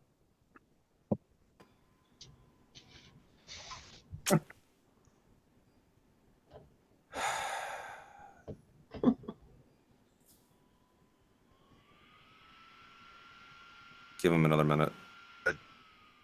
and discussed it with us as a board a little bit, but we hadn't had much time to review the letter. So I was hoping to get your perspective of where things stand. Sure. So a few weeks ago, we received the original application package for our peer review. We reviewed both from an engineering, site plan, stormwater perspective, as well as the traffic study. We met with the applicant's engineer 2.5 weeks ago, I think, Steve, where we went through specifically the engineering and stormwater comments at length. We went through each of them in depth, kind of came up with a way that we're going to work through our comment that works with the development. So I think from a civil engineering stormwater standpoint, we're on a pretty good track to have a clean letter back to the board later this week, hopefully by the end of the week. The more challenging piece was the traffic report. If you recall, I think the original traffic submittal was more of an abbreviated memo versus a full traffic study. We have received the full traffic study and are going to work over the next week to finish review of that, make sure everything that we had asked for in our original letter was addressed, and see if there's anything else in the meantime that we need to connect with the applicant on to resolve in advance of your next hearing. Okay, so there's still more work to do is what I got out of it.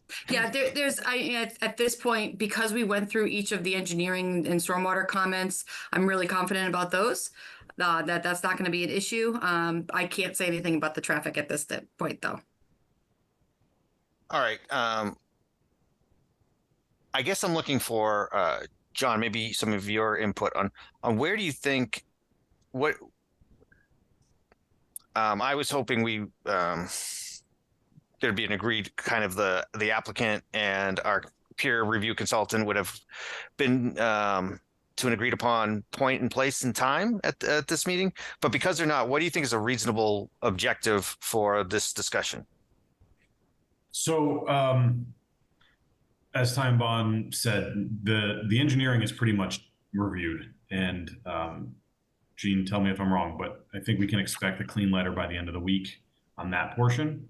The intent is to get the traffic reviewed ahead of the next meeting, and hopefully everything will be resolved by then.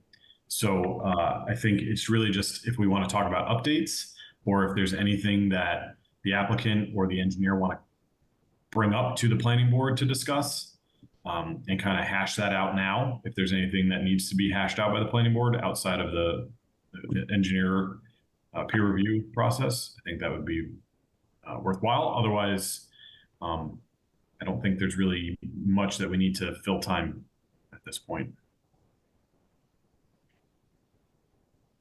Matthew, I think Rob froze. Yeah. I see Steve. Anybody from the project have any comments or anything, any notes to add while we're here? So I'll just add, hey, Steve Powers, Semiotis Consultants for the project engineers. I will add, and just echo what Gene said, we had a pretty comprehensive discussion going through each of the comments.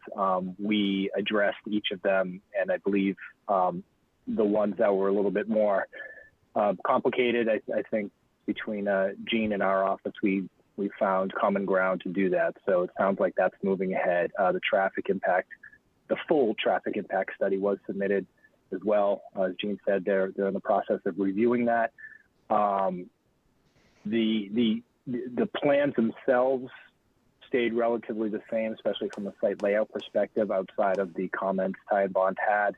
Stormwater, we made some changes based on Ty and Bond's comments about modeling the entire site. So we did go through that and made a few changes to the underground infiltration system, supplied additional stormwater quality structures to accommodate TSS removal, and just in general stormwater quality measures, just to bring it up to town code as well. So I think that was it. I didn't know if we there was, I guess the last part, I'm not sure whether I should address it or if I think I saw the OPM on it, was really the zoning items we discussed last time in depth. We did put together a letter, and by we, I mean the project attorney put together a letter to send to the zoning code enforcement officer, Chuck, and we did get a response from him. So I'm not sure if the planning board is satisfied with the responses the building commissioner had put forward with respect to non-complying pre-existing conditions, things like that. So and then there Steve, I can take that one. Sure. John, John, do we have that in our meeting materials? I didn't. Yeah. I don't think I've seen the letter from Chuck. Yes, we haven't seen it, so this would be breaking news. So just wanted to make you aware. So as part of the discussion last time, we discussed the lack of frontage, the wetlands protection overlay district, where we exceeded impervious area, potentially leading to a special permit, and the lack of a 50-foot buffer at the perimeter of the site. We also discussed the overall height of the gymnasium portion of the building, and the general consensus that was shared with us from, I think, John, was that all of those were issues for the zoning enforcement officer, which our understanding is the zoning enforcement officer is Chuck Cadlet. Excuse me, Chuck Cadlet. We did send a letter from town council to Mr. Cadlick, and he endorsed in an email response that he agreed that the Dover Amendment does apply to the lack of frontage, the Wetlands Protection Overlay District, impervious areas, and the lack of a 50-foot buffer. So he viewed all of those three issues as resolved. Additionally, we reached out after receipt of that email regarding the overall height of the gymnasium. The architect noted that the height of the existing gymnasium is 37 foot 5.5, and ours was currently at 36 foot 4. and town council felt that given that we had previously gone to the Board of Appeals for the Charleswood project and in September of last year, and they voted that they believed that the Dover Amendment applied to height for educational uses. And the town council also replied to that email that they concurred that the Dover Amendment should apply to height in this case. And we are just waiting to hear back from Mr. Cadlick that he agrees with that position. Okay, that sounds, it's good to know that a lot of that discussion is resolved from last meeting and the right process was followed. So as everyone knows, I was having some internet connectivity issues. So John, what do you, I'm not sure where to go in this discussion for this session next. So the engineering, as we had talked about, is pretty much done. Traffic is on its way to being done. We hope to have a clean letter by the next meeting. So it's really just to address any questions that the board may have ahead of that, hoping for June 17th to be the meeting that the board makes a decision, because all the engineering has been reviewed and conforms with what the board is looking for it to conform to. So I guess if there's any other issues that the developer or the applicant has that they want to bring up to the board, or any questions that the board has, or the peer review consultant, I think this would be an appropriate time to discuss that. Otherwise, I don't really think there's a need to continue a conversation just to continue a conversation. And through the chair, there were 3 other items that the committee brought up last time that we wanted to update you on. Excellent. Thanks, Christopher. The committee had asked why we did not allow two-way traffic on the bridge or consider that option. In researching that issue, it appears that one-way traffic on that bridge was a condition of the original Mass DEP approval that led to the construction of that bridge. So that's not an avenue that we can pursue. The committee had asked us to look at granite curbing, the cost, and we did get a cost for that. And sharing the cost with the school committee team, they did not believe that they wanted to pursue granite curbing in lieu of concrete curbing at this time, given many of the other budget considerations that we were looking at. Additionally, the only other one I didn't mention is the committee had asked us to look at preserving the CPC funded pavilion. The project team is looking at what the cost to do so would be, and what opportunities to relocate it would be available. And so the committee is looking at the possibility of doing that, but we would like to have the flexibility to commit to that if costs allow. Through the chair, I don't believe that we asked for it to be preserved. It was that it's preserved, or if a pavilion of like similar size and, you know, like this could be maintained if it wasn't cost prohibitive to maintain it. So it doesn't have to be the same one. It could be something that new if it's a more cost neutral. Rob, I don't know if it's actually within the purview of what we're discussing, but my recollection was it was mentioned at town meeting that it's actually, there's some ownership or sponsorship of a different organization in town for that, which I think was part of the concern. But I don't know if that's relevant to the discussion at hand.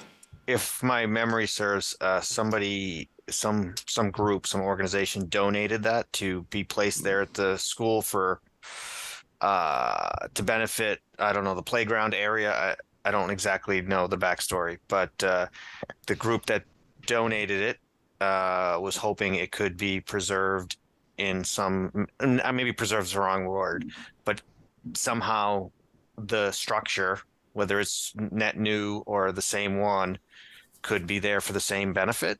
And I think that's we're relaying basically what an organization town, and I don't know the organization that donated it to be originally there, but I think we just want to make sure their goodwill doesn't go like down the drain, so to speak. Through the chair, if I could, I believe that was a CPC funded build. Yeah. So thank you, Timothy. So I think that's the goal. There is to the CPC donated funds to get that gazebo built, or so the goal is to hopefully have a like kind gazebo that is in the benefit of I don't know the original intent of why it was built. I don't know for what like the use, but obviously it was vetted that there was a use and a benefit to playground or some benefit. And so I think the goal is just to maintain that benefit, whether it's a new structure or just preserving the one that's there. Yeah, I think this is Tim, I don't mean to jump in. This is Ashley Colleen. I'm the landscape architect. And I don't want to override what Chris said, but we did take that note very seriously. We have a great location, we think, to relocate that small pavilion area. So cost pending or getting those numbers in. We are currently showing that in a relocated spot on the new plan, and that is being shown on the latest drawings that you guys have. Okay, terrific. I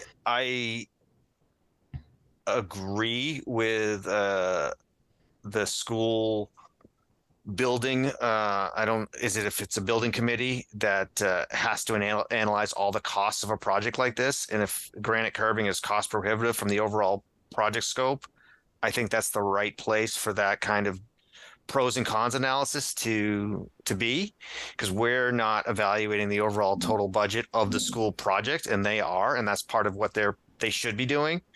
I think from a planning board perspective, we think granite curbing is more sturdy and would last longer.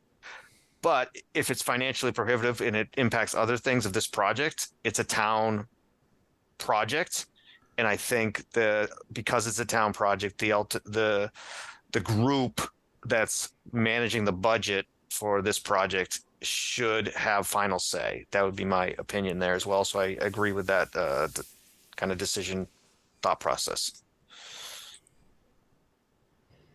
Rob, before we vote to continue, is there any concern about quorum, like with people having left the board and people? That's a good question. John, are we still? I know Jane, Matthew, Parker, Elise, and myself. I think we got Michael. I think we got 7. Are we all eligible for this? I want to say some might not be eligible. We need at least 5.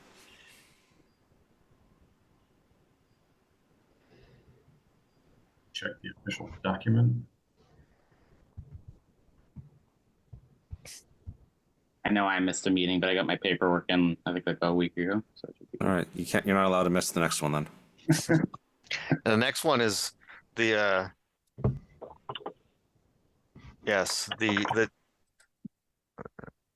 Yeah, so it looks like Lucia and Karen are not eligible because they're new to the board. Mike, Vic, and Jane have all missed one, so they cannot miss another, otherwise they're ineligible. But other than that, everybody, so we have 7. John, I believe I've submitted my paperwork saying that completed it. Yeah, but you can't miss 2. You can miss 1, but you can't miss 2. And we're gonna shoot for a goal at the next. I think we're gonna have this on our next meeting agenda. Is that correct? We haven't voted on that, but I can move to continue it to the 17th if that works, Rob.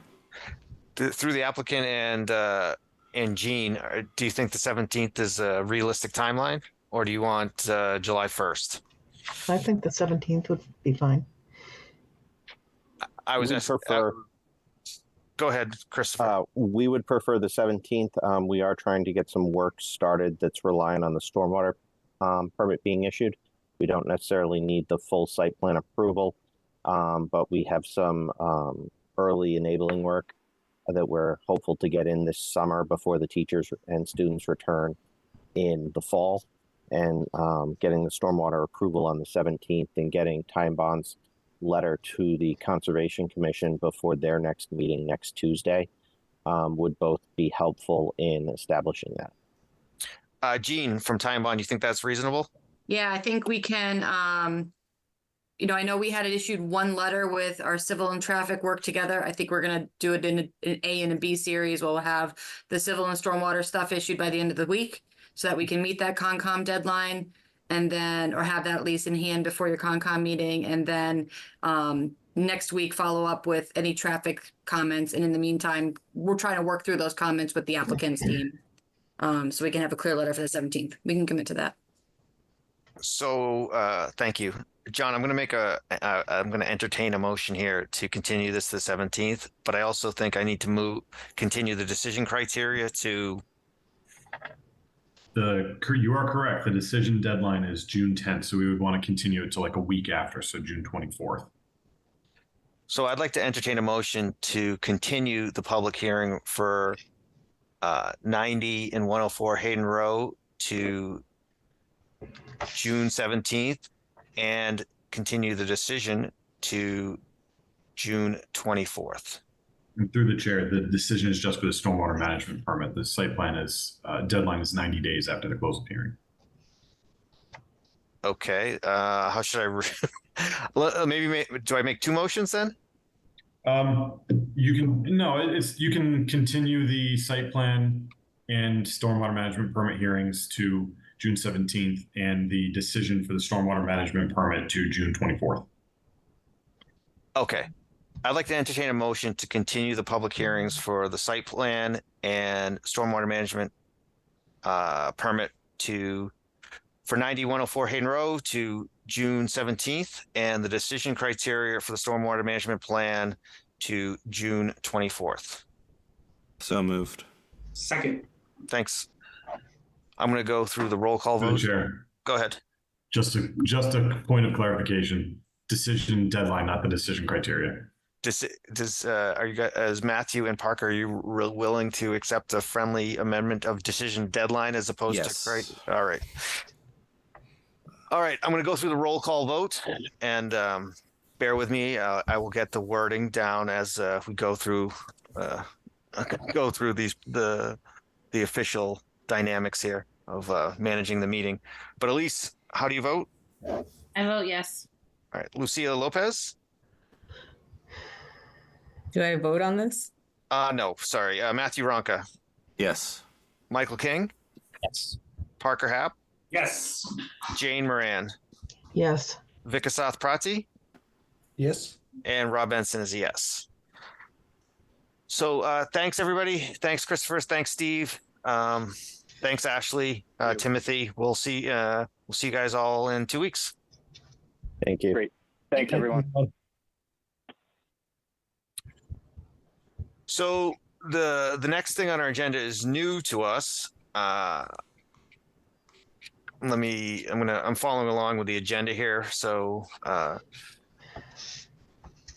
it is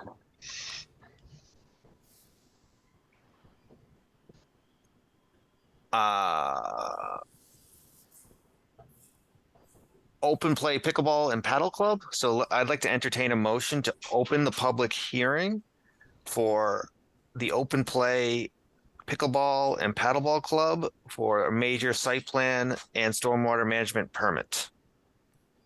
So moved. Second. All right. Yevgeny, are you going to be talking on the applicant's behalf? Well, I'm the applicant, so I'd be happy to speak on my behalf. Okay. Hello, everybody. My name is Yev. Yes, if you could give us an introduction to what you're looking to do, that'd be great. Yeah, absolutely. So I'm a competitive pickleball player and a paddle player. I'm also a coach, and I would love to bring these two fabulous sports to Hopkinton.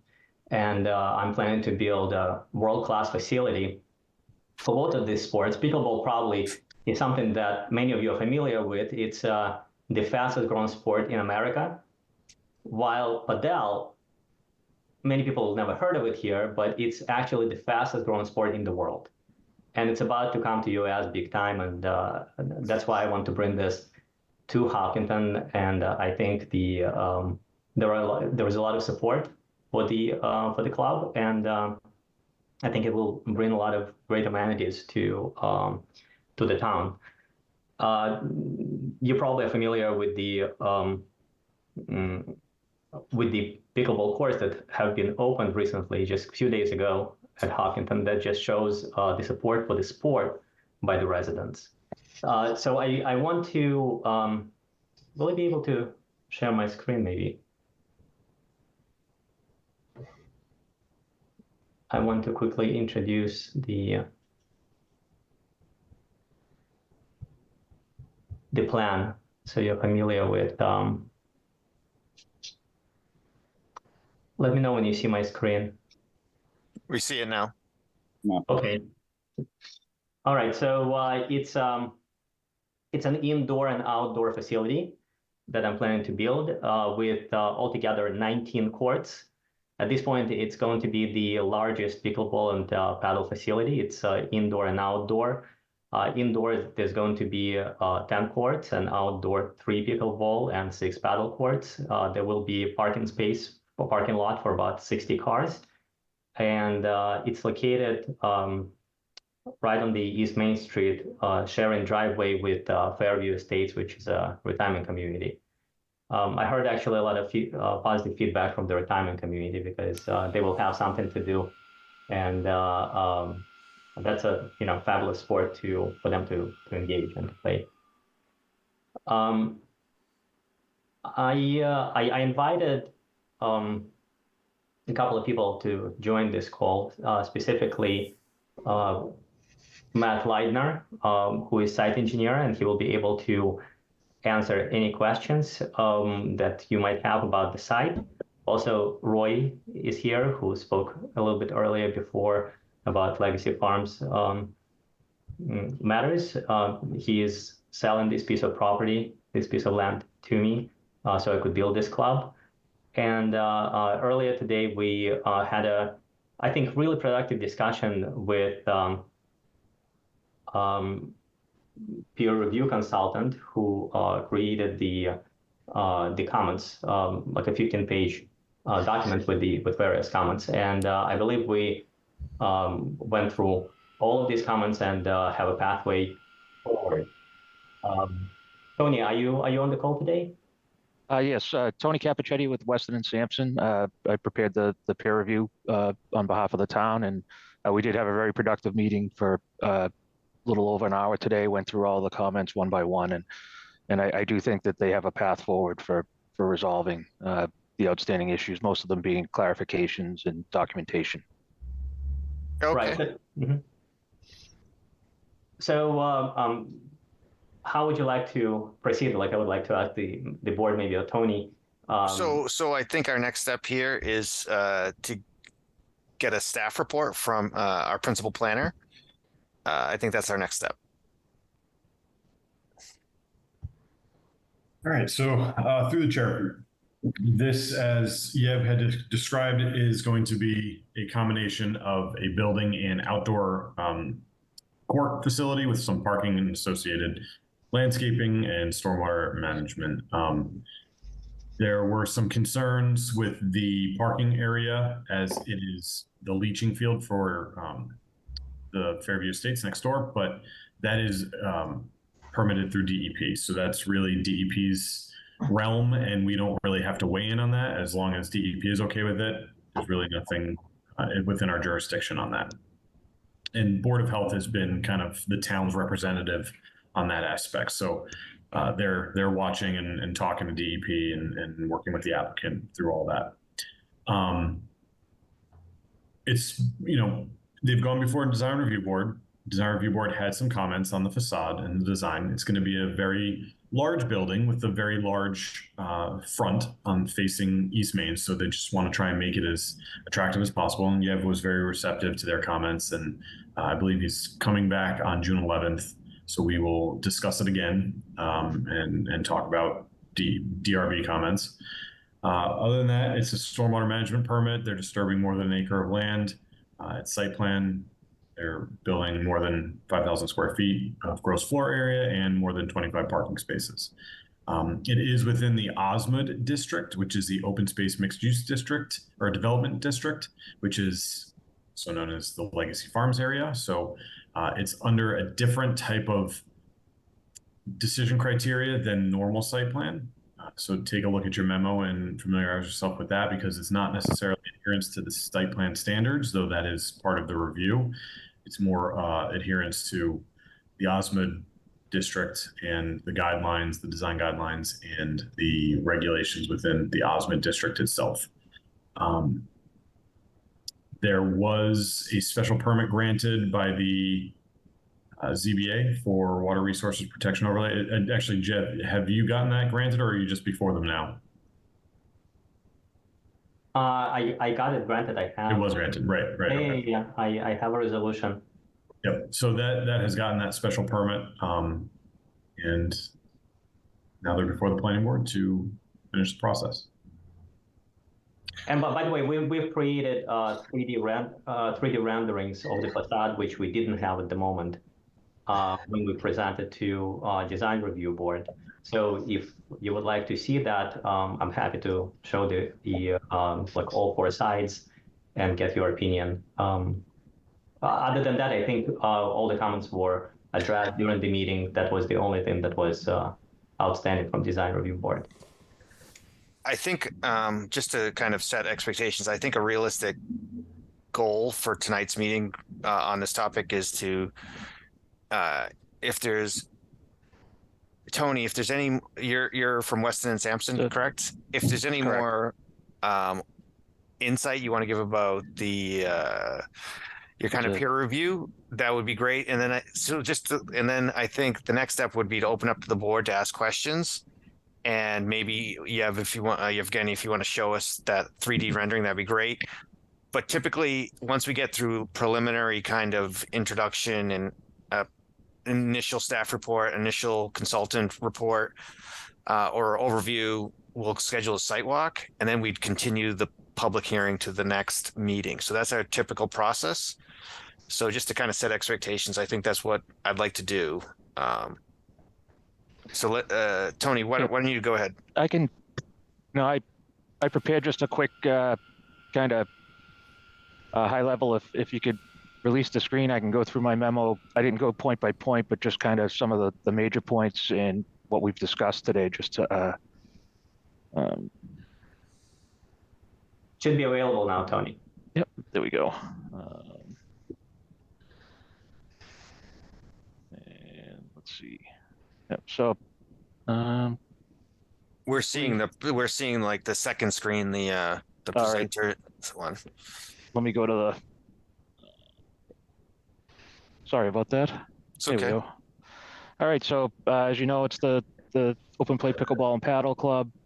It is a large, over 8-acre parcel of vacant land next to Fairview Estates. It's part of the Legacy Farm, Osmond open space mixed use development. It has a set of guidelines.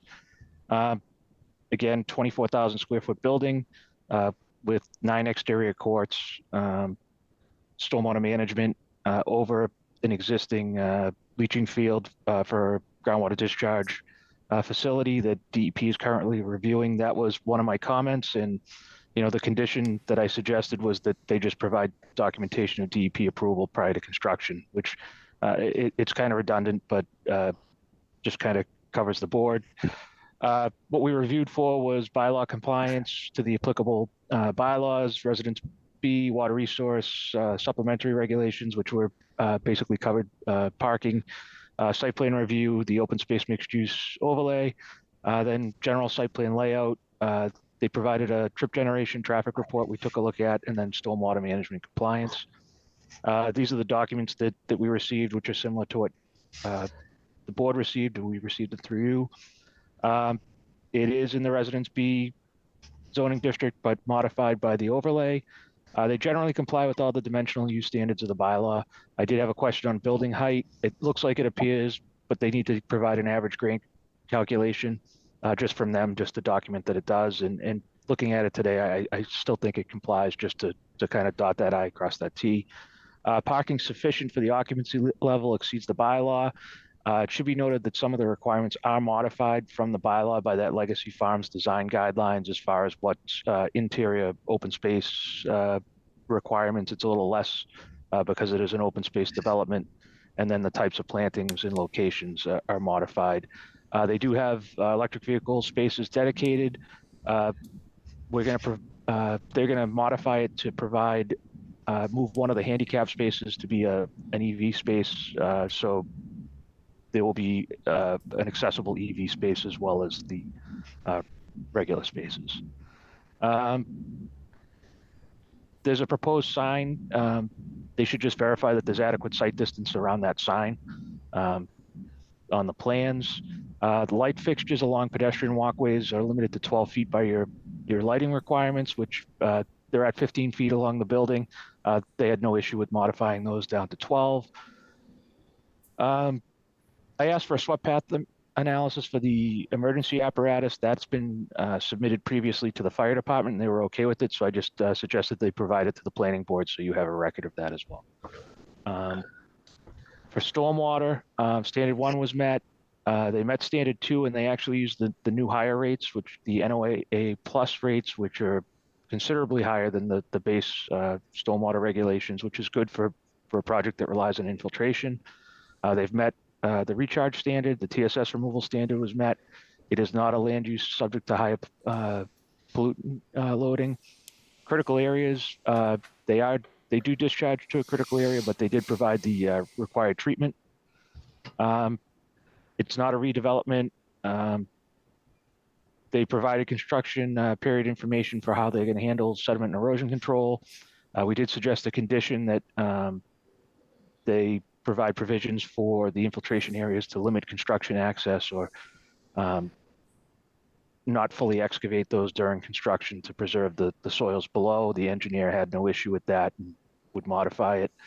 They will have to provide a SWIP and get a construction general permit because they're over an acre.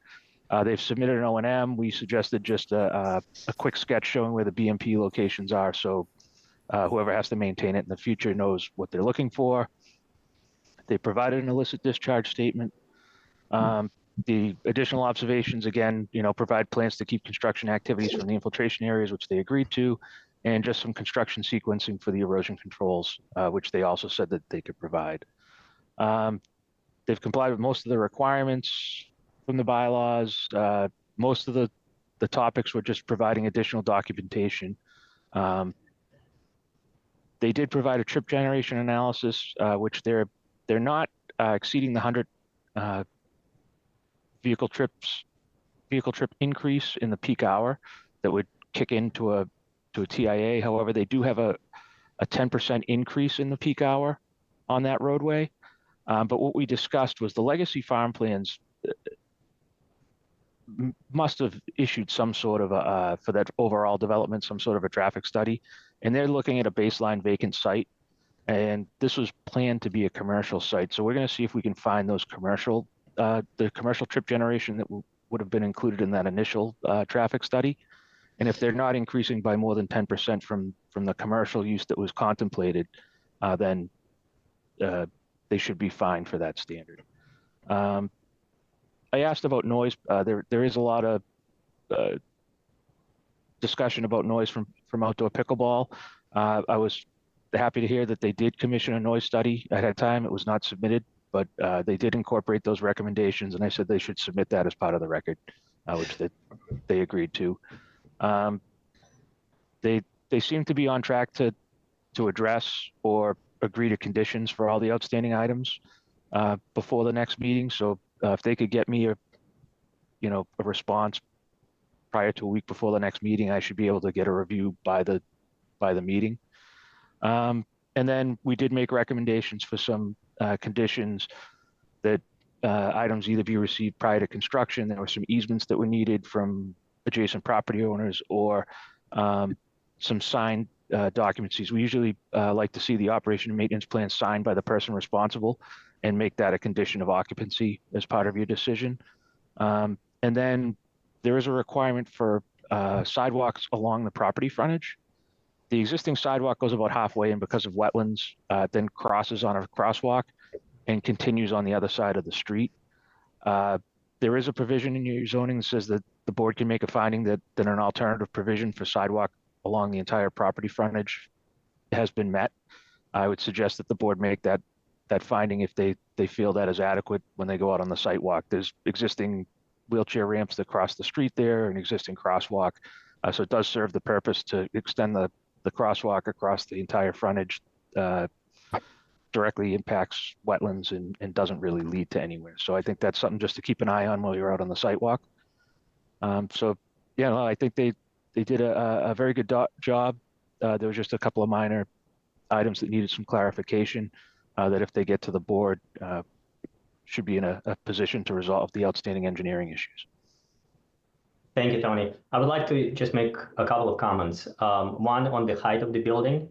I discussed it today with the architect. He did the calculations and we are indeed under 35-foot height, as you suggested, as you can assumed and thought. And secondly, we did locate, thank you, Roy, very much for finding the traffic report that was generated some time ago for Legacy Farms. And I looked at the table and and we are well under the number of vehicles that was approved at that time for that location. It was designed for 40,000 square foot retail location, and we're well under the number of cars, number of trips at peak hours. So we'll provide that documentation as well. Thank you. Is there any questions from the board for Yevgeny or for Tony?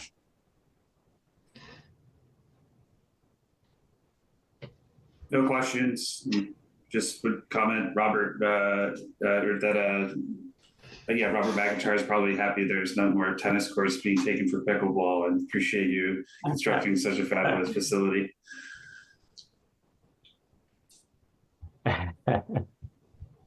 Rob, I see the decision criteria was June 3rd. That's today.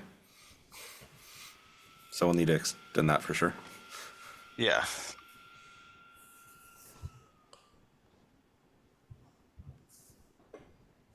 So what we typically like to do is go on a site walk so we get an actual understanding of the topography of the land and just a general kind of understanding. It helps us as a planning board. Would that be possible to do this Saturday, the 10th, or the following Saturday? Is it the 10th? Wait, no. 8th or the 15th? At a roughly like 9 in the morning. Both the times work for me. Yeah, they work for me as well.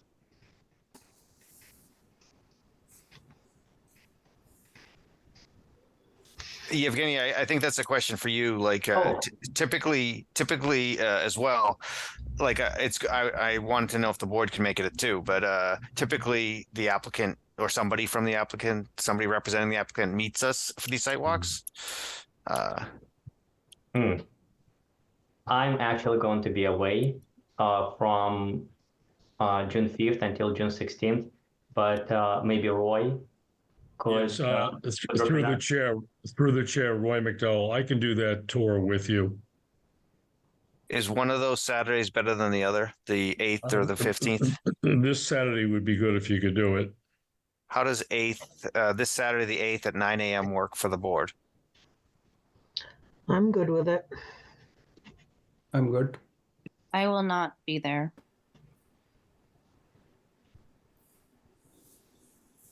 All right. If we can get like at least half the board, that if works for. Go ahead. Was somebody saying something?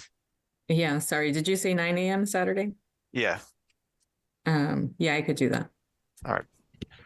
Terrific. We're gonna mark it. I don't think it's hard to get a general overview. So if you missed the site walk, I think you could probably park at the Fairview Estates and just kind of get a lay of the land from that parking lot, I think, to some degree.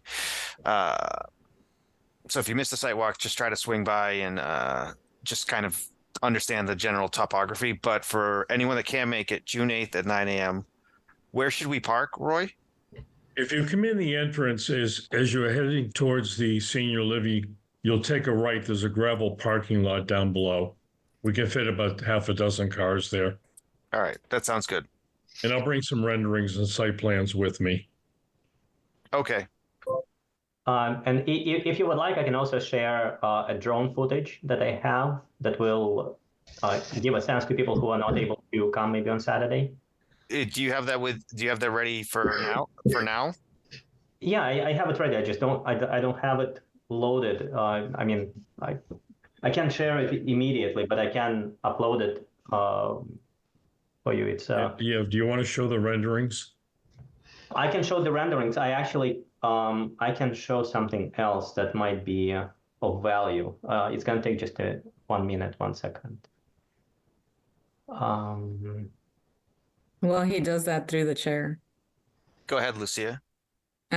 So one of the things I'd like to see on the sidewalk is the proximity to the abutters, just because I know they mentioned a noise study that was done and that they've taken that into consideration, but I know that's going to be a concern given you know, things that you've heard about pickleball courts in close to populated areas. Yeah. Very good comment. Yeah, actually, the way how this sound mitigation study was done, it was modeled specifically that location with every single abutter from all sides and how the sound goes in all these different directions. An appropriate solution has been designed. So even on this like introductory video, you see this black wall, right? So that is the sound mitigation solution that was proposed. But let me, if you could just pay attention for 1 minute. It's a very short video. Sure. Kind of that demonstrates what like my vision, really, what I'm planning to do.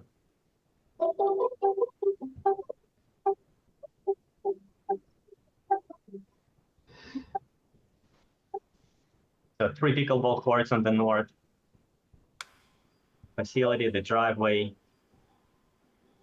parking area.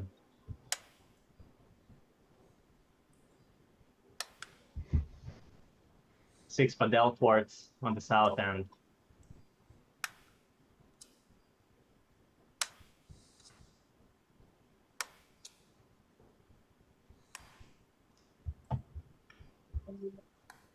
So all these padel courts and the parking lot are directly above the leaching field. What's the difference between the two types of courts? Let the video continue to play, but what's the difference between 2 different types of courts? Well, yeah, there's a different sports. It's kind of like, you know, soccer and football, 2 different sports with balls, right? So the courts are different. Okay. Is it a size difference on the courts or a different net? That yeah, it's not obvious from the video.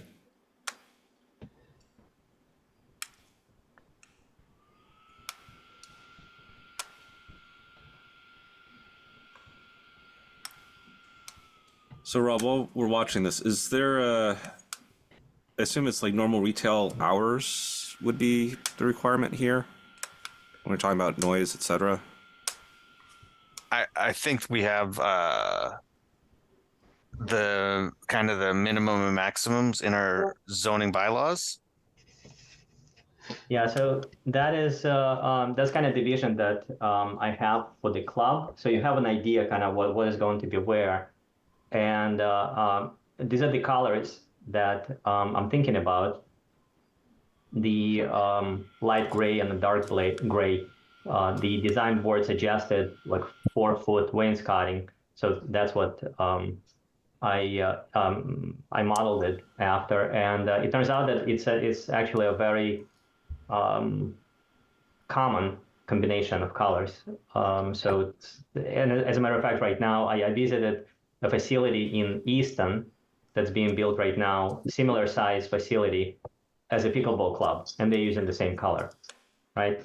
One thing that actually I would love to get your feedback on, an opinion, is the mural. So one of the things that I would love to do if design board and the planning board would approve is to add some kind of mural, some art, some visual to create some character, because as you notice, it's a big building and there are no windows, or and there are no windows for a reason, because windows create hard shadows on the courts and it actually makes it more difficult to play.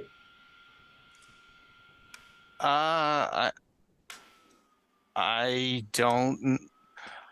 don't know if we really have any jurisdiction over this, to be honest. Well, we can give you our opinion. Like, I don't know. Chair, yeah, who's at that town meeting that was asking about wanting to do more murals and Hopkinton? That was like, somebody brought that up. We can't tell you what to do, but we can definitely connect you with folks that are interested in that. Yeah, I don't know that the planning board has any really. I don't know that we have any purview over that type of graphic on the building. I mean, does that fall under signage? Yeah, I was going to say I could take a look at your signage bylaw and see if it applies here. That would be great, because I think you'd just be getting like, one of us may like it, one may not. I don't know that we have any real.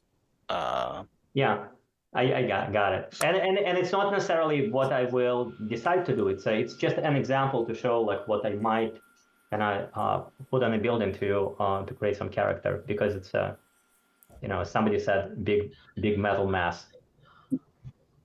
I think this was covered already, but there's no lighting on the external for any of this, right? And the trees are representative in this video? So trees are representative. The lighting, you're correct. This was done before the lighting design was put in place. But there will be lighting, for example, here, like external lighting at 12 feet.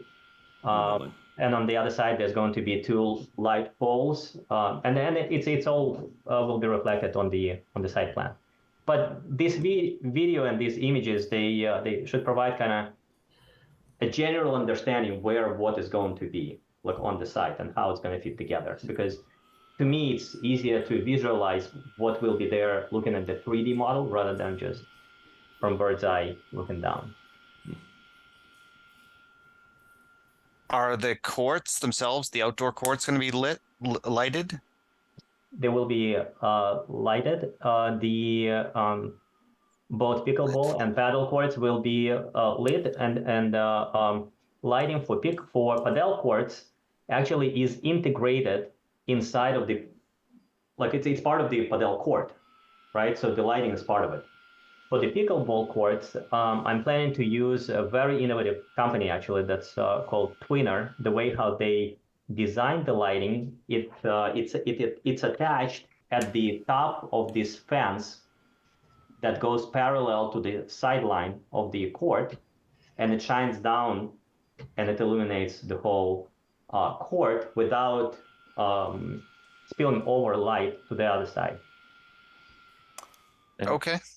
This was one of the items that we discussed today, and he's going to provide some additional documentation so we can check for compliance. Yep. Any other questions from the board? 128 is just to our right, over our right shoulder, staring at this right now. Is that where we're? Yeah. Okay. 130, 120. What do you mean 128? Oh, well, 128 East Main Street. It's right there. Okay. Yeah.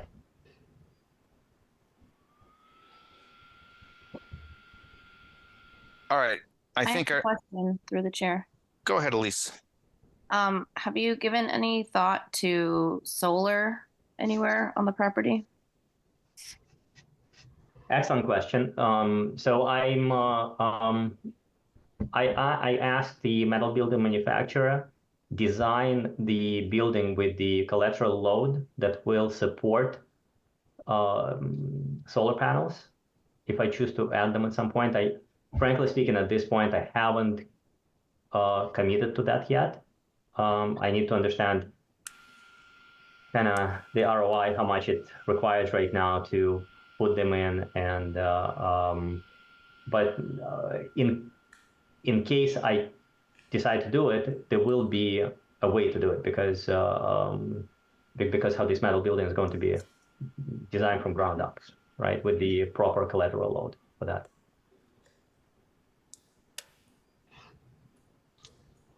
And I don't think there will be a place anywhere else to put the solar panels, because if you remember, like that's the lot, and over here there is a 100-foot buffer, right? We're already going inside a little bit, so there is not much space for us to add solar panels, which would be nice actually to do.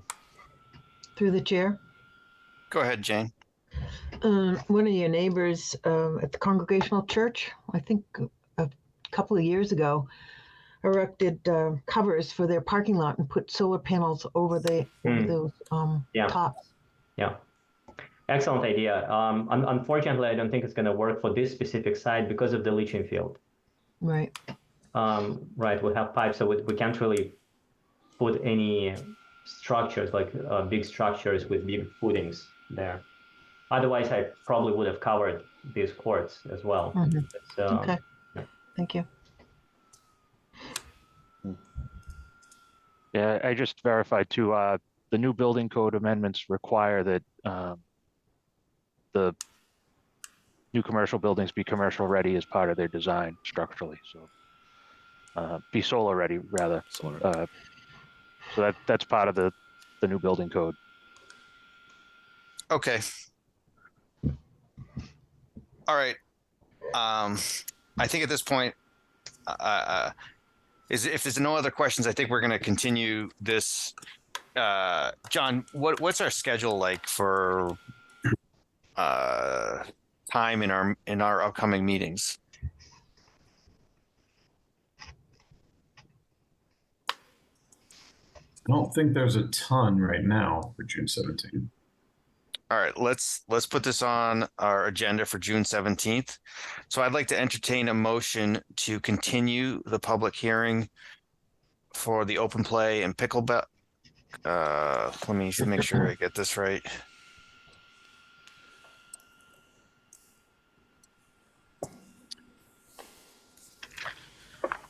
So I'd like to entertain a motion to continue the public hearing for the major site plan and stormwater management permit for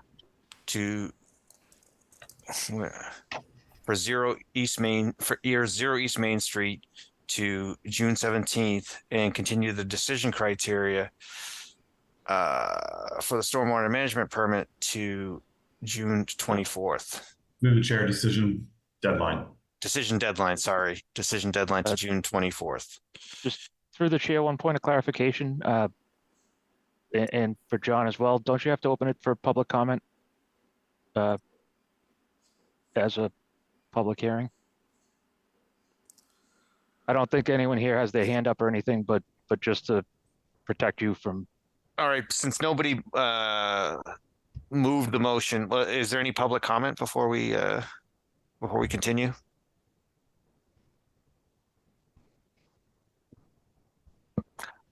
Seeing no public comment, I'd like to entertain a motion to continue the public hearing for Zero East Main Street for the major site plan and stormwater management permit to June 17th, and continue the decision deadline for the stormwater management permit to June 24th. So moved. Second. Thanks. I'm gonna go through the roll call vote. Elise Malowski, how do you vote? Yes. Lucia Lopez? Yes. Matthew Ronca? Yes. Michael King? Yes. Parker Happ? Yes. Jane Moran? Yes. Karen Wills? Yes. Vikasath Prati? Yes. And Rob Benson is yes. All right, Yevgeny, we'll see you in 2 weeks. Mr. McDowell, we'll see you on Saturday at 9 a.m. Thank you very much. Thank you, everybody. Have a wonderful evening. Thank you. Thank you. Thank you.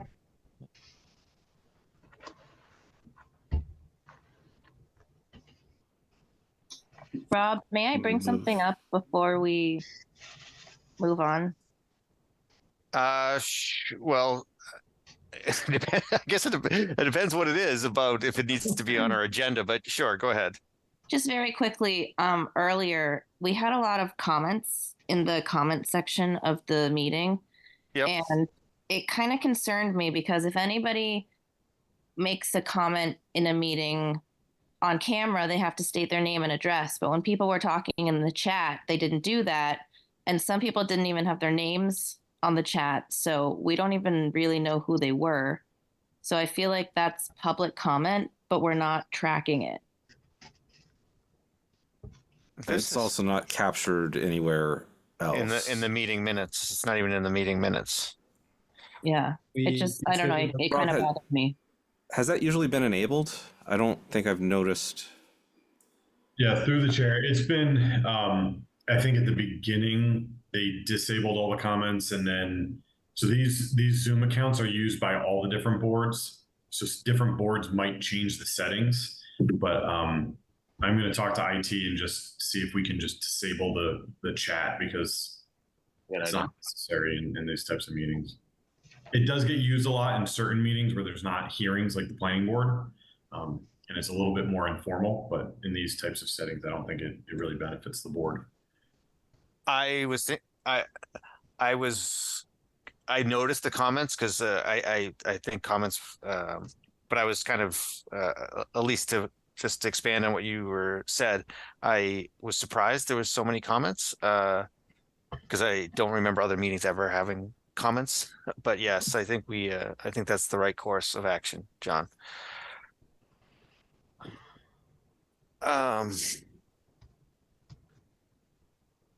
So our next meeting is June 17th, July 1st, July 15th.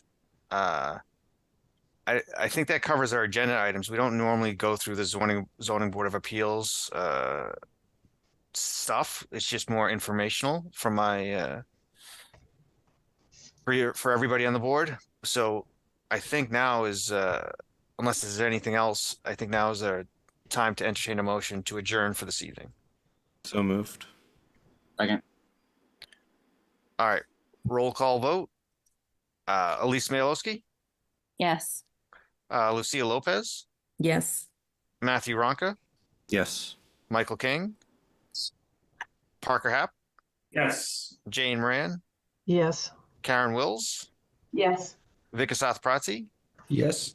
and Rob Benson is a yes. And once again, welcome Lucia and Karen, and thanks everybody. See you in 2 weeks. Thank you. Yeah. Good night.